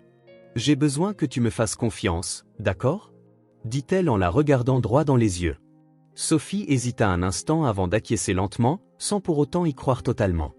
Carrie se releva et partit en hâte, saisissant ses clés et prenant la route de l'hôpital. Dès qu'elle fut seule, Sophie monta dans sa chambre. Au lieu de s'allonger, elle s'assit sur le bord du lit, serrant ses genoux contre elle. Le manoir, qui lui avait semblé si grand et mystérieux, paraissait maintenant trop grand, trop vide. Le silence faisait hurler ses pensées, son esprit imaginant toutes les pires possibilités. Et s'il meurt? Et s'il ne revient jamais? Il a dit que je pouvais rester ici, mais si Margaret me chasse? Est-ce que je retournerai à la rue? Je ne veux pas y retourner, songea-t-elle, la gorge nouée. À l'hôpital, Carrie arriva en trombe et trouva Margaret à l'accueil. La juriste paraissait livide, le regard fixé sur un point vague, les bras croisés. Lorsqu'elle aperçut Carrie, elle se redressa aussitôt. « Il est en train d'être pris en charge maintenant. Benjamin est avec lui, dit-elle d'une voix froide, mais la tension crispant sa mâchoire trahissait son inquiétude. Carrie hocha la tête, croisant les bras. « Et comment va-t-il » demanda-t-elle, cherchant des réponses dans la cohue du couloir. Margaret pinça les lèvres et détourna les yeux. « On ne sait pas encore. Mais je ne laisserai pas les choses s'aggraver. Il doit s'en sortir, fit-elle, presque pour elle-même, ses doigts serrant la bandoulière de son sac comme pour empêcher un nouveau désastre. Pendant ce temps, dans la chambre, Benjamin veillait sur Robert, lui prenant l'attention et observant la moindre de ses réactions. Le vieux monsieur ouvrit lentement les yeux, respirant plus régulièrement. « Je suis trop vieux pour ça, » murmura-t-il, la voix encore faible mais teintée d'ironie. Benjamin sourit, un peu amer, « Oui, et trop têtu pour suivre mes recommandations médicales. Mais maintenant, tu vas m'écouter, parce qu'il n'y a plus de place pour les erreurs, » dit-il en ajustant l'appareil qui l'entourait. Robert soupira et leva les yeux vers le plafond, l'air épuisé. « J'ai encore des choses à régler. Je ne peux pas partir maintenant, » marmonna-t-il. Benjamin hocha la tête, le regard grave. « Alors règle-les, Robert, car le temps ne joue pas en ta faveur, » dit-il sans détour. Dans le couloir, Carrie et Margaret attendaient, chacune aux prises avec ses propres tourments intérieurs, ignorant que cette nuit apporterait plus de questions que de réponses. La lumière blafarde de l'hôpital tranchait avec la tension qui alourdissait l'atmosphère. Robert, désormais stabilisé, était allongé sur un brancard, la respiration encore laborieuse mais moins chaotique. La douleur restait tapie dans sa poitrine, mais son esprit était plus clair. Margaret se tenait à ses côtés, les bras croisés, tapotant du bout des doigts son avant-bras, le visage fermé et impatient. Carrie, un peu en retrait, observait leurs échanges, tentant de contenir son inquiétude. Benjamin, adossé dans un coin, arborait une expression neutre, mais ses yeux attentifs montraient qu'il enregistrait chaque mot, chaque détail. Margaret prit une profonde inspiration, fermant les yeux un instant avant de parler, comme pour mettre de l'ordre dans ses pensées. « Maintenant que le pire est passé, on peut parler de ce qui compte vraiment, » dit-elle d'une voix ferme, sans embâge. Robert ouvrit lentement les yeux, la regardant avec lassitude. Et qu'est-ce qui compte vraiment, Margaret, rétorqua-t-il, d'une voix plus rauque qu'à l'accoutumée, sans perdre sa dureté. Margaret se pencha en avant, posant les mains sur la rambarde du lit, le regard planté dans celui de son père. Le testament. Tu dois le finaliser avant qu'un épisode comme celui-ci ne se reproduise et que je me retrouve avec un problème encore plus grand. J'ai besoin de savoir comment ça va se passer. Je ne veux pas être prise de court quand tu ne seras plus là, dit-elle, avec un empressement dans la voix qui dépassait l'ambition, un empressement qui ressemblait à de la peur. Carrie échangea un bref regard avec Benjamin, mal à l'aise face à la tournure de la conversation. « Margaret, tu ne crois pas qu'on pourrait attendre un peu ? Il sort tout juste d'une urgence, il est encore en convalescence, dit-elle pour tenter de calmer le jeu. Mais Robert leva une main pour demander le silence. Non, Carrie, Margaret a raison. Il est temps de finaliser ça, répliqua-t-il, le regard fixé au plafond, comme s'il savait déjà que ce moment arriverait et qu'il ne pouvait plus l'esquiver. Carrie resta immobile un instant, essayant de comprendre. Son instinct lui disait que tout cela n'était pas normal, qu'il y avait plus profond dans la résistance de Robert à aborder ce sujet. Benjamin, lui, se contentait d'observer en silence. Il en savait probablement plus qu'il n'en disait. Carrie le fixa quelques secondes, sans un mot, comprit qu'il attendait le bon moment pour intervenir. « Je vais chercher les documents », finit-elle par dire, à contre-cœur, avant de sortir de la pièce pour passer quelques appels. Margaret croisa de nouveau les bras, l'impatience dans la voix. « Si tu as déjà décidé que je serai l'héritière, je ne vois pas de raison de tergiverser. »« Qu'est-ce que tu attends, papa ? Tu ne peux pas repousser ça indéfiniment » lança-t-elle, la frustration transparaissant dans son ton. Robert tourna lentement la tête vers elle, ses yeux bleus reflétant quelque chose que Margaret ne parvenait pas à saisir totalement. « Parce que j'ai encore besoin d'y réfléchir » lâcha-t-il. Un instant, Margaret sembla ne pas y croire. Elle décroisa les bras, posant les mains sur ses hanches, la posture rigide, le ton presque incrédule. « Réfléchir à quoi ? Tu m'as toujours dit que je m'occuperais de tout. Ça a toujours été le plan. Qu'est-ce qui a changé ? Demanda-t-elle, cette fois avec une nuance plus profonde dans la voix, un mélange de colère et de déception. Robert ferma les yeux un instant, prenant une grande inspiration. Margaret, je n'ai pas dit que j'avais changé d'avis. J'ai juste besoin de temps pour tout organiser correctement. Tu veux que je prenne une décision à la hâte et que je commette une erreur irréversible ? Répliqua-t-il, d'un ton plus doux qu'auparavant, mais qui portait encore le poids de son autorité. Margaret serra les poings un bref instant avant de soupirer lourdement et de s'éloigner du lit. Tu sais quoi, fais ce que tu veux. Mais ne compte pas sur moi pour appliquer ici à chaque fois que tu décides de faire une crise existentielle, lâcha-t-elle avant de tourner les talons et de quitter la chambre sans se retourner. Carrie revint peu après, un dossier de papier à la main, mais s'immobilisa en constatant l'absence de Margaret. Elle regarda Robert puis Benjamin, cherchant à comprendre. « Elle est partie fâchée ?» demanda-t-elle. Robert esquissa un léger sourire fatigué. « Comme toujours » murmura-t-il, la voix empreinte d'une lassitude profonde. Il se tourna alors vers Carrie, le regard plus ferme. « Je veux que tu retournes au manoir et que tu veilles sur Sophie. Assure-toi qu'elle va bien et qu'il ne lui manque rien. Je ne veux pas qu'elle vienne à l'hôpital, je ne veux pas qu'elle voie ça, déclara-t-il d'un ton grave auquel Carrie ne pouvait se soustraire. Carrie fronça les sourcils, hésitante. Elle veut savoir comment tu vas, elle est inquiète. Tenta-t-elle. Robert ferma les yeux un instant avant de répondre, d'une voix plus basse, presque une supplique. « Je sais. Mais c'est mieux ainsi. S'il te plaît, fais ce que je te demande. » Carrie resta un moment indécise, puis hocha la tête, comprenant qu'il était vain d'insister. « D'accord. J'y vais » acquiesça-t-elle avant de quitter la pièce, laissant Benjamin et Robert seuls. Benjamin garda le silence un moment, observant Robert d'un regard évaluateur. Celui-ci soupira et tourna la tête vers lui. « Si tu as quelque chose à dire, dis-le tout de suite » maugréa-t-il, la voix imprégnée de résignation. Benjamin croisa les bras, le regard perçant. « Tu sais déjà ce que je pense » répliqua-t-il sans détour. Robert leva les yeux vers le plafond, comme si le poids de cette conversation l'accablait déjà. « Je sais. Mais ça ne change rien » fit-il, et Benjamin plissa les yeux. « Tu dois reconnaître la vérité, Robert. Tu dois faire ce qui est juste » insista Benjamin, la voix pleine de conviction. Robert inspira lentement avant de se tourner vers lui. « Ce qui est juste n'est pas toujours ce qu'il y a de mieux. Ne me fais pas la morale maintenant, dit-il d'une voix lasse. Benjamin se pencha légèrement, l'expression encore plus grave. « Tu fais une erreur et tu le sais. Si tu ne fais rien maintenant, il sera peut-être trop tard. » déclara-t-il, la voix basse mais ferme. Robert ferma les yeux un instant, la respiration plus lourde. Benjamin, j'ai déjà pris ma décision. Je ne veux plus en parler, conclut-il, d'un ton qui ne tolérait plus la discussion. Benjamin l'observa encore un instant avant de soupirer et de reculer. Très bien, Robert. Mais j'espère que, lorsque tu regretteras, il te restera du temps pour réparer, lâcha-t-il, d'un ton qui ressemblait à un avertissement. Robert ne répondit pas. Il resta immobile, le regard tourné vers le plafond, perdu dans ses réflexions. Carrie gara la voiture dans le garage du manoir Lancaster et s'accorda une profonde inspiration avant de couper le contact. Le trajet depuis l'hôpital n'avait pas été long, mais le poids de l'inquiétude rendait chaque seconde interminable.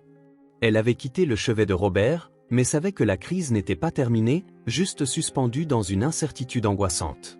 Le manoir était silencieux quand elle entra, un silence qui n'avait rien de paisible mais qui pesait, lourd et oppressant.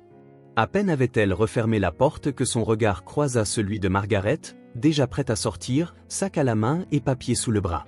Ses yeux froids se posèrent brièvement sur Carrie avant de glisser vers l'escalier, où Sophie était assise, les observant avec une curiosité mêlée d'appréhension. Margaret ajusta la sangle de son sac sur son épaule et se dirigea lentement vers la sortie. Mais avant de franchir le seuil, elle ne put s'empêcher de lâcher un commentaire venimeux, « Tout ça, c'est sa faute », dit-elle en lançant un regard assassin à Sophie, qui fronça les sourcils, déconcertée. Carrie se tendit immédiatement, mais ne dit rien, sachant que toute réaction ne ferait qu'alimenter le mépris de Margaret. Et aussi la faute de la bonne paresseuse qui n'a même pas où tomber morte, ajouta Margaret, d'une voix chargée de mépris, sans même avoir besoin de regarder directement Carrie pour que l'insulte soit claire. Carrie ne bougea pas, affichant une indifférence apparente, tandis que Sophie écarquilla les yeux et descendit précipitamment les escaliers, l'indignation lui donnant un courage inattendu. « Pourquoi tu parles d'elle comme ça ? Carrie ne t'a rien fait !» cria-t-elle, plus fort qu'elle ne l'aurait voulu, mais sincèrement révoltée. Margaret s'arrêta, plissant les yeux en direction de la fillette, comme si elle pesait l'utilité de rétorquer. Puis, avec un soupir de dédain, elle ouvrit la porte et sortit, sans daigner répondre. Sophie, troublée, tira la manche de Carrie d'un air inquiet. « Pourquoi elle te déteste autant ? Qu'est-ce que tu lui as fait ?» demanda-t-elle. Carrie inspira longuement, puis s'accroupit pour être à sa hauteur, posant doucement les mains sur ses épaules. « Ce n'est pas ce que je lui ai fait, Sophie. C'est ce que Robert a fait pour moi, » expliqua-t-elle, la voix chargée d'une tristesse que Sophie ne comprenait pas entièrement. La fillette fronça les sourcils, tentant de saisir le sens. Carrie comprit qu'elle avait besoin d'explications. Avec un soupir résigné, elle s'assit sur le canapé et fit signe à Sophie de s'approcher. « Robert m'a aidé quand je n'avais plus personne. Mes parents sont morts dans un accident de voiture et après ça, j'ai tout perdu. Je n'avais plus goût à rien, je ne pouvais plus travailler, je ne pouvais plus payer mon loyer. En peu de temps, j'ai perdu mon toit aussi. Et c'est là qu'il est apparu, » dit-elle, la voix s'émouvant légèrement en évoquant cette période difficile. Sophie l'écoutait, attentive. « Et après, il t'a amené ici ?» demanda-t-elle, tentant de reconstituer le puzzle. Carrie acquiesça, balayant la pièce du regard. « Oui. Il m'a offert un travail, un endroit où vivre. Et plus que ça, il a cru en moi quand je n'en étais plus capable, » dit-elle, un léger sourire adoucissant ses traits à l'évocation de la gentillesse de Robert. Mais Margaret ne l'a jamais accepté. Pour elle, je n'étais qu'une intruse qui prenait quelque chose qui ne lui appartenait pas. Sophie serra les poings, sentant une colère inconnue la gagner. « C'est injuste. Tu as travaillé pour être ici. Elle ne peut pas simplement te détester pour ça, » fit-elle. Carrie sourit faiblement, posant délicatement la main sur celle de la fillette. « Parfois, les gens ont besoin de trouver un coupable, Sophie. J'étais la cible la plus facile, » répondit-elle avec une résignation compréhensive. Sophie se tut un instant, intégrant ce qu'elle venait d'entendre. Puis, comme si sa mémoire lui rappelait l'urgence de la situation, elle leva un regard anxieux vers Carrie. « Et Robert ? Il va mieux ? Il va guérir ?» demanda-t-elle, la voix pleine d'une sincère inquiétude. Carrie hésita une seconde. Elle savait que Robert ne voulait pas que Sophie aille à l'hôpital, mais la fillette méritait la vérité. « Il est stable, mais… » Carrie marqua une pause pour choisir ses mots. « Il peut rechuter à tout moment, Sophie. Il n'y a aucune garantie. » La poitrine de Sophie se serra et sa voix trembla. « Je veux le voir. Je veux lui dire que je pense à lui, qu'il n'a pas le droit d'abandonner, » dit-elle avec une insistance qui trahissait l'angoisse. Carrie soupira, consciente du dilemme. Ce n'est pas une bonne idée, Sophie.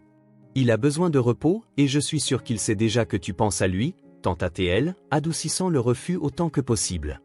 Sophie baissa les yeux, se mordant la lèvre, les larmes menaçant de couler. Je ne veux pas qu'il meure sans savoir que je tiens à lui, murmura-t-elle.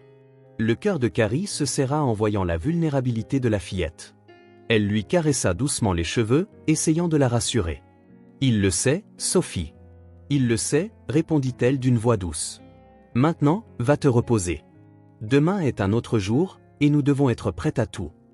Sophie hocha lentement la tête, sans être vraiment convaincue, puis monta dans sa chambre sans protester davantage, laissant Carrie seule dans le salon. Cette dernière resta un moment, le regard fixé sur la porte, comme si elle espérait voir Robert entrer soudain, parfaitement rétabli. Mais elle savait que c'était un vœu futile. Le temps jouait contre lui, au fond d'elle, elle sentait qu'un grand changement se préparait. Le manoir était plongé dans le silence quand les premières lueurs du jour apparurent à l'horizon, teintant le ciel de reflets dorés et orangés. Sophie ouvrit les yeux, une angoisse sourde au creux de la poitrine, comme si quelque chose n'allait pas. Elle s'assit sur le lit, regardant autour d'elle cette chambre luxueuse qui restait étrangère à ses yeux. La moquette moelleuse, les meubles vernis, la douce odeur de lavande. Autant de rappels que ce monde n'était pas le sien. Son ventre se noua, non pas de faim, mais de nervosité grandissante, une sorte de pressentiment qui la poussa à sortir de la chambre à pas feutrés. Alors qu'elle avançait dans le couloir vers le salon, une sonnerie fendit le silence, le téléphone de la maison. Sophie hésita avant de décrocher. « Allô » souffla-t-elle, la voix hésitante.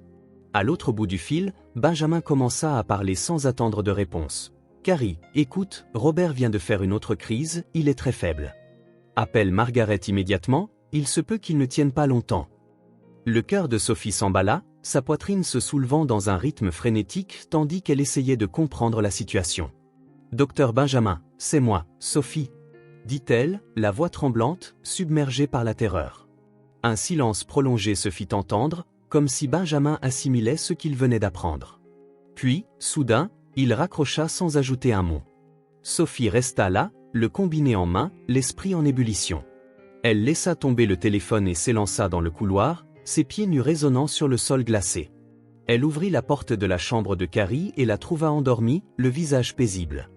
Sophie grimpa sur le lit et la secoua fermement. « Carrie, réveille-toi, c'est grave, réveille-toi. » La femme ouvrit les yeux d'un coup, clignant plusieurs fois pour chasser le sommeil. « Quoi ? Qu'est-ce qu'il se passe, Sophie ?» balbutia-t-elle en voyant l'expression désemparée de la petite. « Robert. » Benjamin a appelé. Il a dit que Robert pourrait mourir. Lâcha Sophie, et le voir provoquer cette peur chez Carrie rendit la situation encore plus réelle, plus pressante. Carrie se leva d'un bond, passant nerveusement la main dans ses cheveux, tentant de s'organiser mentalement. Elle saisit le téléphone et appela Margaret qui décrocha aussitôt. « Margaret, viens à l'hôpital, maintenant. Robert a fait une autre crise, » dit-elle sans préambule, tout en s'habillant à la hâte. Au bout du fil, Margaret n'insista pas, se contentant de répondre « J'arrive » avant de raccrocher. Sophie, qui observait chaque geste, savait déjà ce qu'elle voulait demander. Elle s'écria « Je viens avec toi ». Mais Carrie la regarda sérieusement. « Sophie, tu sais que Robert ne veut pas que tu viennes », dit-elle d'un ton ferme, mais sans cruauté. La gorge de la fillette se serra, et sa voix monta d'un cran, chargée d'indignation. « C'est injuste. Il m'a sorti de la rue, il m'a amené ici. Et maintenant il veut me tenir à l'écart alors qu'il a le plus besoin de moi ? Je refuse. » S'emporta-t-elle, tout son corps vibrant de colère et de peur. Carrie la fixa un instant, les yeux reflétant son propre conflit intérieur. Finalement, elle soupira, vaincue. « Très bien. Prends un manteau, viens, » dit-elle. Avant même qu'elle ne regrette son choix, Sophie était déjà partie chercher de quoi s'habiller. Le trajet jusqu'à l'hôpital se fit dans un silence lourd de tension. Sophie regardait par la fenêtre, le cœur serré, comme si chaque kilomètre l'amenait plus près d'un destin inéluctable. Une fois arrivée, Carrie gara précipitamment la voiture et sortit, tenant fermement la main de Sophie. Dès qu'elles entrèrent, elles aperçurent Margaret, les bras croisés, le visage fermé. En voyant Sophie, son expression s'assombrit. « Qu'est-ce qu'elle fait là ?» demanda Margaret d'un ton glacé. Carrie ne broncha pas. « Elle a le droit d'être ici », répondit-elle, d'une voix dont la fermeté fit vaciller Margaret, même si ce ne fut que l'ombre d'un instant. Margaret inspira profondément et détourna le regard, jugeant sans doute inutile de se battre sur ce terrain. Il est dans la chambre, on m'a dit que je pouvais le voir maintenant, lâcha-t-elle, avant de s'éloigner dans le couloir où se trouvait Robert. Carrie et Sophie restèrent sur place, la regardant disparaître dans le couloir. Sophie voulait la suivre, voulait entrer et voir Robert, mais elle savait que ce n'était pas encore son tour. « Pourquoi ai-je l'impression que c'est un adieu ?» murmura-t-elle, sa voix chargée d'une peur qu'elle ne voulait pas admettre. Carrie lui serra la main, essayant de transmettre un peu de réconfort. « Parce que c'est peut-être le cas, » répondit-elle, sa voix aussi basse que celle de Sophie. Dans la chambre, Margaret entra avec hésitation, chose inhabituelle pour elle. Robert était là, pâle, les yeux fatigués mais ouverts. Il l'observa un instant avant de parler. « Tu es venu, dit-il, sa voix faible, mais portant encore son timbre autoritaire habituel. » Margaret croisa les bras, penchant la tête sur le côté. « Je n'avais pas le choix, dit-elle, son ton mêlant amertume et quelque chose qui ressemblait à une réelle préoccupation. Robert esquissa un léger sourire, comme s'il s'était déjà attendu à cette réponse. « Le testament est déjà prêt, dit-il, allant droit au but sans faire de détour. » Margaret plissa les yeux, ressentant un malaise inattendu. « Et qu'est-ce qu'il dit ?» demanda-t-elle, essayant de garder un ton impassible. Robert prit une profonde inspiration, comme s'il rassemblait ses forces. « Il sera remis quand je mourrai », se contenta-t-il de répondre, et la manière dont il le dit fit tilt dans l'esprit de Margaret. Elle sentit quelque chose se resserrer en elle, quelque chose qui n'était pas seulement la peur de sa mort, mais aussi la crainte de ce qui suivrait. Elle garda le silence pendant un long moment, se contentant de regarder son père, comme si elle essayait de graver chaque détail de lui, là, encore vivant, encore présent. Quand elle quitta finalement la chambre, son expression était plus fermée que jamais, mais il y avait dans son regard un poids plus lourd que ce qu'elle voulait bien laisser paraître. Elle s'assit dans la zone de réception sans dire un mot, perdue dans ses pensées. Carrie tenait fermement la main de Sophie avant d'ouvrir la porte de la chambre d'hôpital. Le couloir blanc, silencieux et impersonnel semblait se rétrécir autour d'elle, comme si l'air devenait de plus en plus dense. Sophie respirait avec difficulté, ses pensées embrouillées d'émotions, de peur et d'indignation. Carrie sentait le poids de cette décision, elle savait qu'emmener la jeune fille auprès de Robert contrevenait à la requête de celui-ci, mais elle ne pouvait ignorer la souffrance évidente dans les yeux de Sophie. Lorsqu'elles entrèrent finalement, Sophie s'arrêta au seuil de la porte, fixant l'homme allongé sur le lit. Il avait l'air encore plus fragile qu'avant, sa peau pâle contrastant avec les draps blancs, ses mèches grisonnantes éparpillées sur l'oreiller. Mais ce qui la dérangeait le plus, c'était la façon dont il la regardait, un mélange de surprise et de quelque chose qu'elle ne parvenait pas à nommer. Sophie fit un pas en avant, les poings serrés le long de son corps, sa poitrine se soulevant et s'abaissant rapidement. « Je sais que tu es malade. Je sais que les gens meurent. Je sais que la vie est cruelle. Mais tu ne peux pas juste décider que c'est ton heure et t'attendre à ce que je l'accepte, dit-elle d'une voix ferme, qui trembla sur les derniers mots. Robert poussa un soupir, fermant les yeux un instant avant de les rouvrir, posant de nouveau son regard sur elle. « Sophie, c'est déjà assez difficile comme ça, sans que tu ne me réprimandes, dit-il. » Sa voix était basse, fatiguée, mais gardait encore un reste de la rigidité qu'il utilisait toujours pour cacher ses émotions. La jeune fille fit un autre pas en avant, sentant son corps entier trembler, mais ce n'était plus la peur, c'était la colère. « Alors tu n'aurais pas dû me sauver. Tu n'aurais pas dû me sortir de la rue si c'était pour me laisser comme ça, encore seule. Tu m'as amené chez toi, mais tu m'as à peine regardé, à peine adressé la parole. Tu m'as traité comme si j'étais un problème, une erreur. Et maintenant tu vas juste mourir et me laisser sans rien? C'est de l'égoïsme. C'est injuste. » Sa voix montait de plus en plus, et Carrie tenta d'intervenir en posant une main sur son épaule, mais Sophie s'écarta, refusant d'être interrompue. Robert la regarda, ses yeux bleus empreints de quelque chose qu'il montrait rarement, de la culpabilité. « Tu ne seras pas seule. Carrie prendra soin de toi. Elle ne t'abandonnera jamais. Tu peux rester au manoir aussi longtemps que tu en auras besoin. Tout est déjà réglé, » dit-il, essayant de l'apaiser. Mais ces mots ne firent qu'empirer le sentiment de Sophie. Elle rit sans joie, secouant la tête. « Tu crois vraiment que ça suffit? Que de simplement me laisser une maison va tout arranger? Margaret me jettera dehors la minute où tu fermeras les yeux. Elle me déteste. Elle déteste Carrie. Hier encore, elle a traité Carrie de bonne paresseuse qui n'a même pas où tomber morte, » cracha-t-elle, sentant sa gorge se nouer encore davantage. Le visage de Robert devint rouge de colère, le moniteur cardiaque près du lit se mit à biper de manière irrégulière, ses pulsations s'accélérant dangereusement. Les yeux de Carrie s'agrandirent, et elle s'approcha rapidement, tentant de calmer la situation. « Sophie, s'il te plaît, n'en rajoute pas. Il ne peut pas se permettre un tel stress, » supplia-t-elle, mais Sophie était incapable de s'arrêter. « Alors, pourquoi m'avoir rapproché de toi si c'était pour m'abandonner? Pourquoi m'as-tu fait croire que je pouvais avoir quelqu'un, si tout ce que tu vas faire, c'est partir? Je ne te pardonnerai jamais si tu meurs, » lança-t-elle, la voix chargée de douleur, la colère brûlant en elle comme un feu incontrôlé. Elle se tourna pour partir, les yeux brillants, le cœur cognant contre ses côtes comme s'il voulait s'enfuir. Mais avant qu'elle ne puisse faire un pas, elle entendit la voix de Robert résonner dans la pièce, sur un ton qu'elle ne lui connaissait pas. « Sophie, tu es ma fille. » Les mots tranchèrent l'air comme un coup de tonnerre, figeant Carrie au chevet et stoppant Sophie au milieu de la pièce, le souffle coupé. Le silence qui suivit fut assourdissant, comme si le temps s'était arrêté. Sophie se retourna lentement, les yeux écarquillés, l'esprit incapable de traiter ce qu'elle venait d'entendre. « Quoi ?» Sa voix n'était qu'un murmure, presque inaudible. Robert prit une grande inspiration, le moniteur bipant toujours de manière incontrôlée, mais il ne semblait plus s'en préoccuper. « Tu es ma fille. Je suis ton père, » répéta-t-il, et cette fois, chaque mot pesait sur Sophie comme une tempête. Avant qu'elle ne puisse réagir, la porte de la chambre s'ouvrit brusquement. Margaret entra, le regard affolé, les lèvres entr'ouvertes comme si elle venait de recevoir un choc. Ses yeux verts croisèrent d'abord ceux de Robert, puis ceux de Carrie, et finalement se posèrent sur Sophie, qui semblait statufiée, toujours en train d'essayer de comprendre ce qui venait de se passer. Le monde autour d'elle semblait s'être écroulé. Sophie ne savait plus qui elle était, ne savait plus quoi ressentir, et le plus effrayant, c'est que pour la première fois, elle ne voulait pas entendre la vérité. Dès l'entrée de Margaret dans la pièce, l'air sembla se faire plus lourd. Ses yeux étaient grands ouverts, son souffle saccadé comme si elle avait couru sur une longue distance pour arriver là. Elle regarda droit Robert, attendant un démenti, une explication absurde qui annulerait ce qu'elle venait d'entendre. Mais tout ce qu'elle trouva, c'était un homme vieux et malade, affaibli par la maladie et le poids de ses propres mots. Sophie, de l'autre côté de la pièce, semblait figée, ses yeux bruns rivés sur lui, cherchant un moyen de faire entrer cette révélation dans sa vie.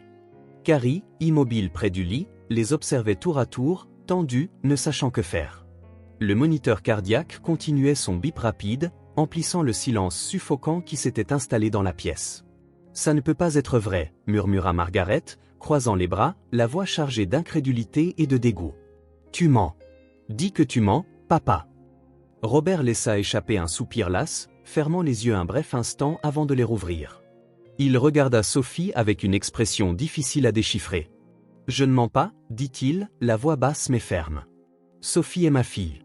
J'ai fait beaucoup d'erreurs dans ma vie, mais celle-ci fut la pire de toutes, l'abandonner. » Sophie sentit ses jambes flancher, tout son corps avait envie de crier, de pleurer, de fuir cet endroit, mais en même temps, il y avait quelque chose qui la retenait dans cette chambre. Un besoin d'en savoir plus, de comprendre. Margaret, en revanche, ne partageait pas ce besoin. Elle fit un pas en avant, l'indignation défigurant son expression.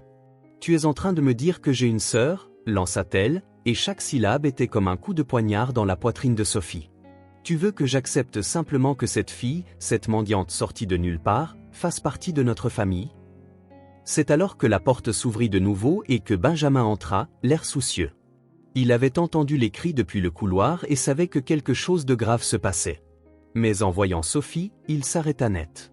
Le temps sembla remonter pour un instant, ses souvenirs le ramenant des années en arrière. Il connaissait ce visage. Plus jeune, mais les traits étaient les mêmes, les yeux, les cheveux, même la façon de froncer les sourcils quand elle était effrayée. Benjamin cligna plusieurs fois des yeux, déglutissant avec peine. « Mon Dieu » murmura-t-il en s'approchant lentement. « Je me souviens de toi. Je t'ai mise au monde. » Sophie fronça les sourcils, confuse. « Quoi ?» demanda-t-elle, d'une voix si faible qu'elle était presque inaudible. Benjamin prit une profonde inspiration et regarda Robert, puis Margaret, puis de nouveau Sophie. « Je connaissais ta mère. C'était une femme incroyable, forte, déterminée. Quand elle est entrée en travail, j'étais là.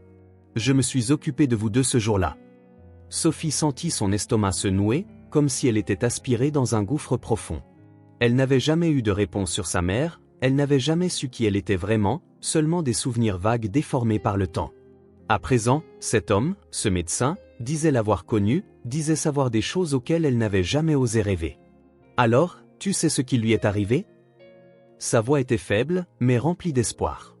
Benjamin serra les lèvres, hésitant.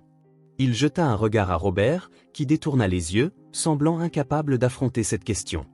Margaret croisa les bras, impatiente, attendant une quelconque explication. « C'est ridicule, dit-elle, exaspérée. Vous vous rendez compte de ce que vous dites, docteur? Vous voulez dire que pendant tout ce temps, mon père savait qu'il avait une autre fille et l'a simplement cachée? » Robert ferma les yeux un instant, tentant de rassembler ses forces pour répondre, mais ses mains tremblaient légèrement. « Je n'ai jamais voulu l'abandonner, murmura-t-il, la voix étranglée. J'ai commis une faute, une erreur que je ne pourrai jamais réparer. » Sophie sentit un énorme poids dans sa poitrine. Elle voulait croire que cela signifiait quelque chose, que Robert le regrettait vraiment, mais c'était difficile à accepter après tant de temps. Margaret, en revanche, était furieuse. « Ça ne peut pas être vrai, répéta-t-elle. Tu te rends compte de ce que tu dis? D'abord, cette fille s'infiltre dans ma maison, maintenant j'apprends qu'elle est ma sœur, et toi tu as gardé ce secret comme si ce n'était pas important? » Robert voulut répondre, mais l'effort pour soutenir cette conversation semblait le vider de ses forces. Il bougea un peu dans le lit, essayant de reprendre son souffle, mais son visage se fit plus pâle. Avant de pouvoir finir sa phrase, un faible gémissement s'échappa de ses lèvres. Son corps se détendit soudain, et ses yeux se fermèrent. Le moniteur cardiaque se mit à émettre un son strident, et Benjamin réagit immédiatement. « Tout le monde dehors, maintenant !» ordonna-t-il, la voix ferme et professionnelle. « Il est en train de faire une crise. » Carrie agrippa le bras de Sophie et la tira dehors, tandis que Margaret hésita, mais finit par sortir elle aussi. La porte se referma précipitamment, et le silence du couloir fut assourdissant. Sophie s'appuya contre le mur, respirant lourdement, sentant son cœur battre à tout rompre. « Il va mourir ?» demanda-t-elle, la voix tremblante. Carrie lui serra la main, essayant de lui offrir un peu de réconfort. Benjamin est le meilleur médecin qu'il pouvait avoir. « Il fera de son mieux », répondit-elle, mais on percevait l'inquiétude dans sa voix. Margaret faisait les 100 pas, toujours en train de digérer tout ça. Benjamin regardait Robert, l'observant immobile pendant de longues secondes. Le cœur de l'homme battait encore, faiblement, mais il battait. Puis, sans crier gare, Robert ouvrit les yeux, respirant de façon irrégulière. Il n'avait pas perdu connaissance, il avait simplement faim. Mais Benjamin ne montra aucun signe de surprise. « Je veux changer le testament, » dit Robert, d'un ton déterminé. Benjamin l'observa un instant avant de prendre les documents. « Es-tu sûr de toi, Robert ?» demanda-t-il, même s'il connaissait déjà la réponse. « Je n'ai jamais été aussi sûr, » répondit le millionnaire. De ses mains tremblantes, il parvint à signer les papiers. Ce qui y était écrit allait tout changer, mais personne d'autre que lui et Benjamin ne savait ce qui avait été modifié. Quelques minutes plus tard, Benjamin sortit de la chambre, le visage grave. Tous le regardèrent avec impatience. Il prit une profonde inspiration avant de dire « Robert veut voir Sophie ». La tension dans le couloir monta encore d'un cran. Margaret plissa les yeux, visiblement méfiante, mais ne dit rien. Sophie avala difficilement sa salive, son cœur cognant dans sa poitrine. Elle ne savait pas ce qui l'attendait, mais elle sentait que, désormais, plus rien ne serait comme avant. Sophie sentit ses jambes flageoler lorsque Benjamin prononça les mots qui résonnèrent dans le couloir. Robert voulait la voir. Le cœur de la jeune fille tambourinait dans sa poitrine, et chaque pas vers la chambre se faisait plus lourd. Carrie lui serra la main avant de la laisser partir, accompagnant son geste d'un petit signe de tête en guise d'encouragement silencieux. Margaret, elle, recula, les yeux froids, la posture rigide, comme si elle voulait s'éloigner de cette situation à tout prix. Quand Sophie entra dans la chambre, l'atmosphère était chargée d'un lourd silence. Le bip du moniteur cardiaque était le seul bruit, un rappel cruel que le temps de Robert touchait à sa fin. Il ouvrit lentement les yeux quand il la vit, et un sourire fugace apparut sur ses lèvres pâles. « Tu es venu ?» dit-il, la voix basse, traînante, comme si chaque mot exigeait un effort démesuré. Sophie prit une profonde inspiration avant de s'approcher, avalant difficilement la boule dans sa gorge. « Je ne sais pas ce que je fais ici. Je ne sais pas ce que tu attends de moi après tout ça, » dit-elle, sans colère, mais avec une réelle confusion. Elle ne savait pas quoi ressentir. Robert fit un faible signe pour qu'elle s'asseye près de son lit. Ses yeux bleus étaient plus doux qu'à l'accoutumée, sans l'arrogance de l'homme habitué au pouvoir et à la fortune, il n'était plus qu'un vieil homme fatigué, sur le point d'affronter la fin. « Je ne veux pas parler du passé, Sophie. Ce qui est fait est fait. Je ne peux rien changer et je sais que je ne pourrai jamais me racheter de ce que j'ai fait. Je veux juste parler de l'avenir, de ce qui va arriver quand je ne serai plus là, dit-il, respirant péniblement entre chaque phrase. Sophie sentit un frisson dans son ventre à ces mots. C'était étrange d'entendre quelqu'un parler de sa propre mort comme s'il s'agissait d'une réunion d'affaires sur le point de se conclure. « Et qu'est-ce qui va se passer » demanda-t-elle, la voix presque inaudible. Robert fixa le plafond un instant avant de reporter son regard sur elle. « Toi et Carrie devez rester ensemble. Je sais que tu lui fais confiance, et crois-moi quand je dis qu'elle a confiance en toi aussi. Vous avez besoin l'une de l'autre plus que vous ne l'imaginez, déclara-t-il avec une certitude qui serra le cœur de Sophie. La jeune fille détourna le regard, ne voulant pas admettre qu'il avait raison. Carrie était la seule personne en qui elle avait vraiment confiance, la seule qui soit restée à ses côtés depuis que Robert l'avait tirée de la rue. Je ne voulais pas avoir besoin de qui que ce soit. Je n'ai jamais eu besoin de personne avant. C'était toujours comme ça, moi contre le monde. Mais maintenant tout est confus, avoua-t-elle, crispant ses mains sur le drap blanc du lit, comme si elle cherchait à s'accrocher à une certitude au milieu de tout ce chaos. Robert laissa échapper un faible rire, presque inaudible. Le monde semble plus petit quand on est seul. Mais ça n'a pas à être comme ça pour toi. Carrie est ta famille, maintenant, dit-il d'une voix qui semblait sincère, et pendant un instant, Sophie voulut y croire. Il prit ensuite une profonde inspiration, sa poitrine se soulevant et s'abaissant avec difficulté, et il posa de nouveau ses yeux sur elle, comme s'il rassemblait le peu de force qui lui restait pour dire quelque chose d'important. « Margaret, c'est ta sœur. Ta demi-sœur, révéla-t-il, observant la réaction de la jeune fille. Sophie cligna des yeux plusieurs fois, essayant d'assimiler cette information. Elle le savait déjà, bien sûr, mais l'entendre de la bouche de Robert rendait la chose plus réelle, plus définitive. Je sais que ça peut te faire peur. Je sais qu'elle a ses défauts, que la façon dont elle t'a traité n'était pas juste. Mais écoute, Sophie, elle ne te fera jamais de mal. Ça, je l'ai déjà réglé, dit-il fermement, et cette fois, on sentait l'ombre de l'homme qu'il avait été, le businessman calculateur qui avait toujours tout sous contrôle. Sophie fronça les sourcils, confuse. « Qu'est-ce que tu veux dire par là ? Comment ça, tu as réglé ça ?» demanda-t-elle. Mais avant qu'elle n'obtienne une réponse, Robert se mit à tousser violemment, son souffle devenant encore plus court, et il ferma les yeux un instant, le visage crispé de douleur. Sophie prit peur, voulut appeler Benjamin, mais Robert rouvrit les yeux, qui semblaient déjà ailleurs, comme s'il luttait pour rester présent. « Sophie !» Sa voix faiblissait, et la jeune fille sentit une vraie terreur la traverser. « Ne pars pas, s'il te plaît, supplia-t-elle, la voix tremblante. Pour la première fois, elle ne voulait pas le perdre, pas maintenant qu'elle commençait à avoir des réponses. Robert força un dernier sourire. « J'aurais voulu être un meilleur père pour toi. J'aurais voulu être quelqu'un dont tu puisses être fier. Mais j'étais faible, j'étais lâche. Pardonne-moi pour ça, murmura-t-il, et Sophie sentit les larmes lui brûler les yeux, mais elle refusait de pleurer. Je ne sais pas si je pourrais te pardonner, mais j'aurais aimé qu'on n'ait plus de temps, avoua-t-elle, la voix étranglée. Robert poussa un soupir, comme s'il trouvait enfin le repos. Je t'aime, ma fille. Je t'ai toujours aimé, prononça-t-il à mi-voix, presque inintelligible, puis, dans un dernier souffle, son corps se relâcha. Le moniteur cardiaque émit un unique son continu, l'ultime avertissement que le cœur de Robert Lancaster venait de s'arrêter. Les yeux de Sophie s'écarquillèrent, son corps se figea, incapable de réagir. Elle sentit une main sur son épaule et se tourna pour voir Benjamin, le visage sombre, mais pas surpris. « Il est parti, » dit-il, tout bas. Il n'en fallut pas plus pour que tout s'écroule autour d'elle. Sophie se leva de sa chaise, les jambes tremblantes, et sortit de la chambre sans dire un mot. À peine eut-elle franchi le seuil qu'elle se retrouva face à Margaret, qui se tenait là, le regard froid, mais où se lisait peut-être un choc, peut-être un soulagement, ou peut-être autre chose que Sophie ne comprendrait jamais. Margaret la jaugea de haut en bas, comme si elle analysait chaque détail de son existence. « Donc c'était toi, » dit-elle, et sa voix n'était pas un cri, mais elle était pleine de venin. Sophie ne répondit pas, elle n'en avait pas la force. Carrie s'approcha, voulut la guider ailleurs, mais Margaret continua. « Bien sûr que c'était toi.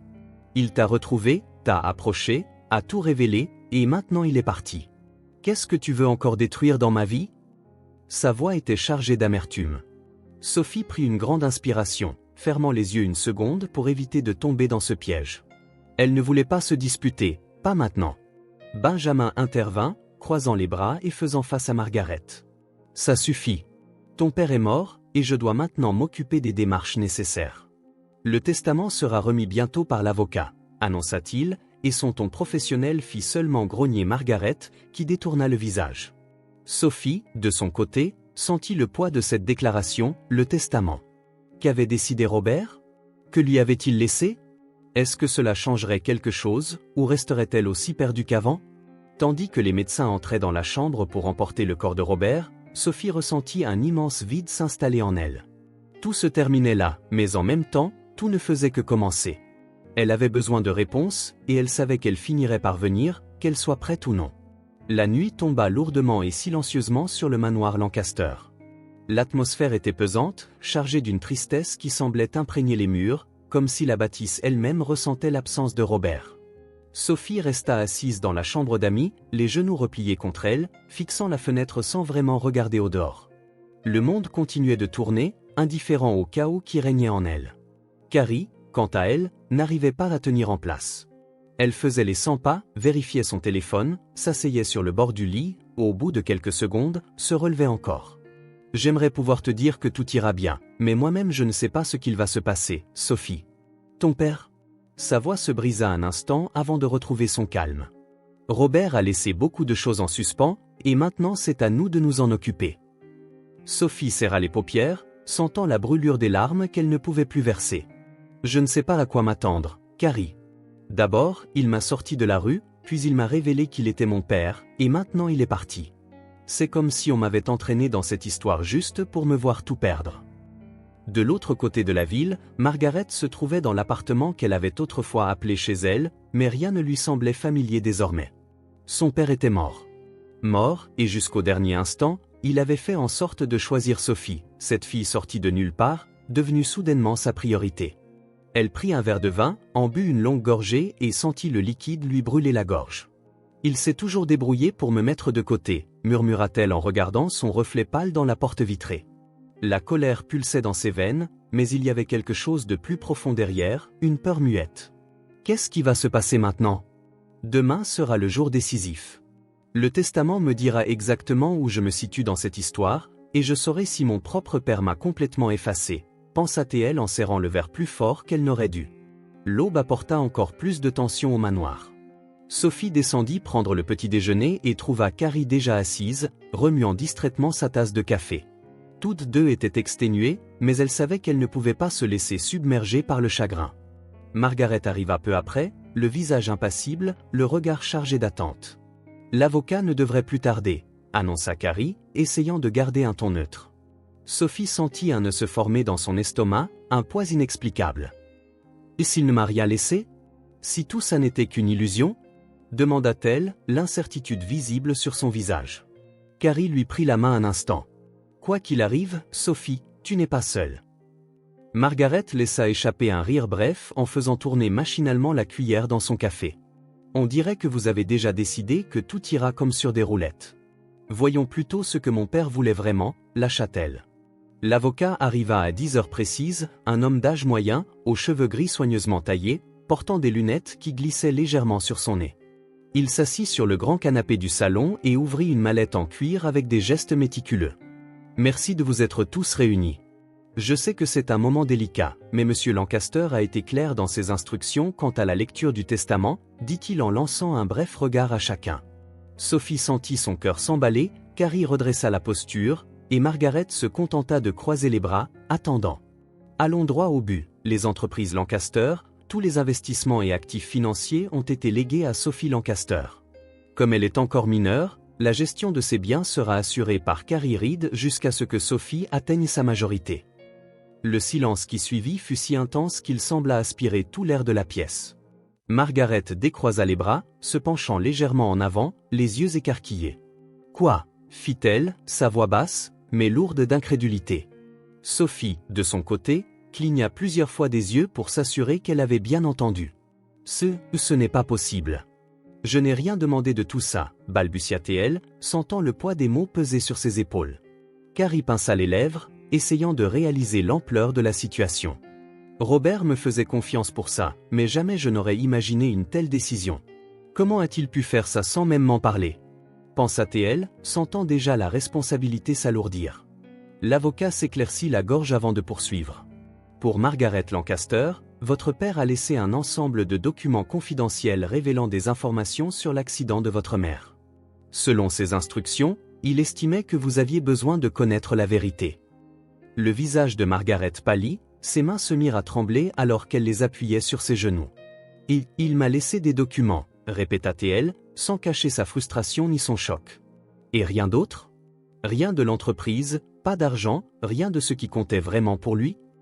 L'avocat la regarda un instant avant de répondre. Ces documents étaient considérés par Robert comme ce dont vous aviez le plus besoin. L'expression de Margaret changea. Qu'est-ce que son père savait qu'elle ignorait? Que voulait-il qu'elle découvre? La colère bouillonnait en elle. C'est ridicule. Il a préféré tout donner à une gamine de la rue qu'il connaissait à peine, plutôt qu'à sa propre fille, qui a été à ses côtés toute sa vie. Ça ne fait que prouver ce que j'ai toujours su, je n'ai jamais été une priorité pour lui, hurla-t-elle en se levant brutalement. Sophie ressentit un pincement au cœur, mais avant qu'elle puisse dire quoi que ce soit, Margaret s'empara des documents et quitta la pièce en claquant la porte.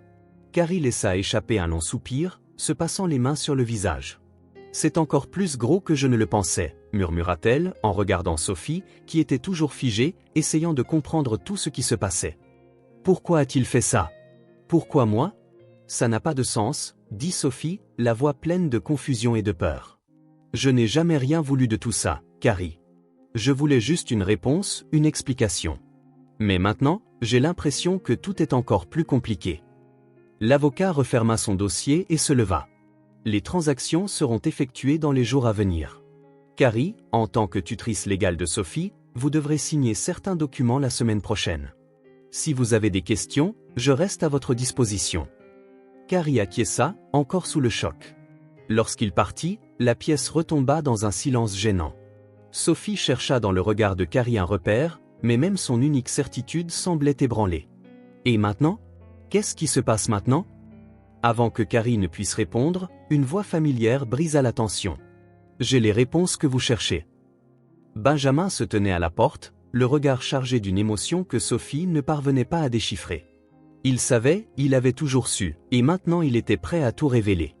Benjamin hésita un instant avant de continuer. Je savais parce que c'est moi qui ai supervisé l'accouchement. Et c'est aussi moi qui ai procédé au test ADN que Robert a voulu cacher pendant toutes ces années. Il avait besoin de preuves, besoin de savoir avec certitude. Mais une fois qu'il a eu la réponse, il est resté paralysé. Il ne savait pas comment intégrer dans sa vie sans que tout ne s'effondre. Sophie ferma les yeux, l'angoisse grandissante, la boule dans sa gorge semblant impossible à déglutir. Mais, il m'a quand même intégré, à la fin. Il m'a sorti de la rue, il m'a amené ici, il m'a donné un nom. Et maintenant, il est parti, dit-elle, la voix brisée, tandis que Carrie la prenait dans ses bras, en silence. Benjamin les observa un instant, puis regarda sa montre, comme s'il se préparait à partir. J'ai dit ce qui devait être dit. À présent, c'est à vous de décider quoi en faire. Il se retourna et s'en alla, laissant un vide aussi grand que les réponses qu'il venait de fournir. De l'autre côté de la ville, Margaret tenait les documents d'une main tremblante. Chaque page qu'elle lisait lui tordait un peu plus l'estomac. Les mots étaient là, indéniables, étalant devant elle une vérité qu'elle n'avait jamais voulu envisager. Sa mère n'était pas la victime qu'elle avait crue toute sa vie. Sa mère voulait divorcer pour obtenir la moitié de l'empire de Robert, sa mère avait provoqué la dispute qui avait entraîné sa fuite précipitée, et sa mère, aveuglée par la colère, avait pris l'avion sans réfléchir, scellant ainsi son propre destin. Margaret laissa tomber les papiers, le cœur serré. « J'ai passé ma vie à blâmer la mauvaise personne », songea-t-elle, un frisson lui parcourant l'échine. Des années durant, elle avait refusé de pardonner Robert. Maintenant, il n'était plus là et elle ne pourrait jamais revenir en arrière. Et le plus effrayant, c'était de réaliser que, peu à peu, elle devenait comme sa mère. Les mois passèrent depuis la mort de Robert, et le manoir Lancaster, autrefois si froid et silencieux, débordait à présent de vie. Carrie avait endossé son nouveau rôle, non seulement en tant que tutrice légale de Sophie, mais aussi comme une véritable famille pour la jeune fille. Gérer la fortune et les entreprises de Robert était un défi qu'elle prenait très au sérieux, veillant à ce que tout soit en ordre jusqu'à la majorité de Sophie. Sophie, quant à elle, trouva un nouveau sens à sa vie. Elle s'inscrivit à l'école, reprit ses études là où elle les avait laissées à l'orphelinat. Pour la première fois, elle avait une routine, des amis, un foyer stable. « Je n'aurais jamais imaginé avoir un jour cette chance. Chaque matin où je me réveille ici, je me souviens à quel point ma vie a changé, pensa Sophie, observant Carrie étudier des dossiers financiers avec le même dévouement qu'elle avait toujours manifesté. La décision de faire don d'une partie de la fortune de Robert à des organismes caritatifs s'imposa naturellement à elle deux. Sophie, qui connaissait la douleur et la nécessité de n'avoir rien, voulait venir en aide à ceux qui se trouvaient dans la même situation. Carrie, avec son expérience et son grand cœur, savait exactement comment rendre cela possible. Ensemble, elles attribuèrent des millions à des orphelinats, à des projets éducatifs et à des programmes de soutien aux enfants des rues. Si je peux faire en sorte qu'au moins un enfant ait un destin différent, alors ça en vaudra la peine, déclara un soir Sophie, tandis qu'elles examinaient les dons. Carrie sourit, fière de la maturité de la jeune fille. « Tu n'as pas idée à quel point Robert serait fier de toi », répondit-elle, voyant dans les yeux de Sophie l'étincelle de quelqu'un qui voulait changer les choses. C'est au cours d'un après-midi ordinaire, au centre commercial, que l'inattendu se produisit. Margaret, vêtue avec élégance, marchait seule lorsqu'elle les aperçut. Il y eut un instant d'hésitation, puis, dans un rare élan d'humilité, Margaret s'approcha, le regard dénué de l'hostilité d'autrefois. « Je voulais m'excuser, pour tout. Découvrir la vérité sur ma mère m'a fait comprendre à quel point je me suis trompée toute ma vie. J'ai besoin de repartir de zéro, loin d'ici, et de prouver que je peux construire quelque chose par moi-même, dit-elle, d'une voix sincère. » Sophie et Carrie échangèrent un regard, touchés par ces mots honnêtes. Sophie hocha doucement la tête. « J'espère que tu trouveras ce que tu cherches, » répondit-elle. Carrie ajouta. « Tout le monde mérite une seconde chance. » Et ainsi, sous une nouvelle lumière, le cycle se referma.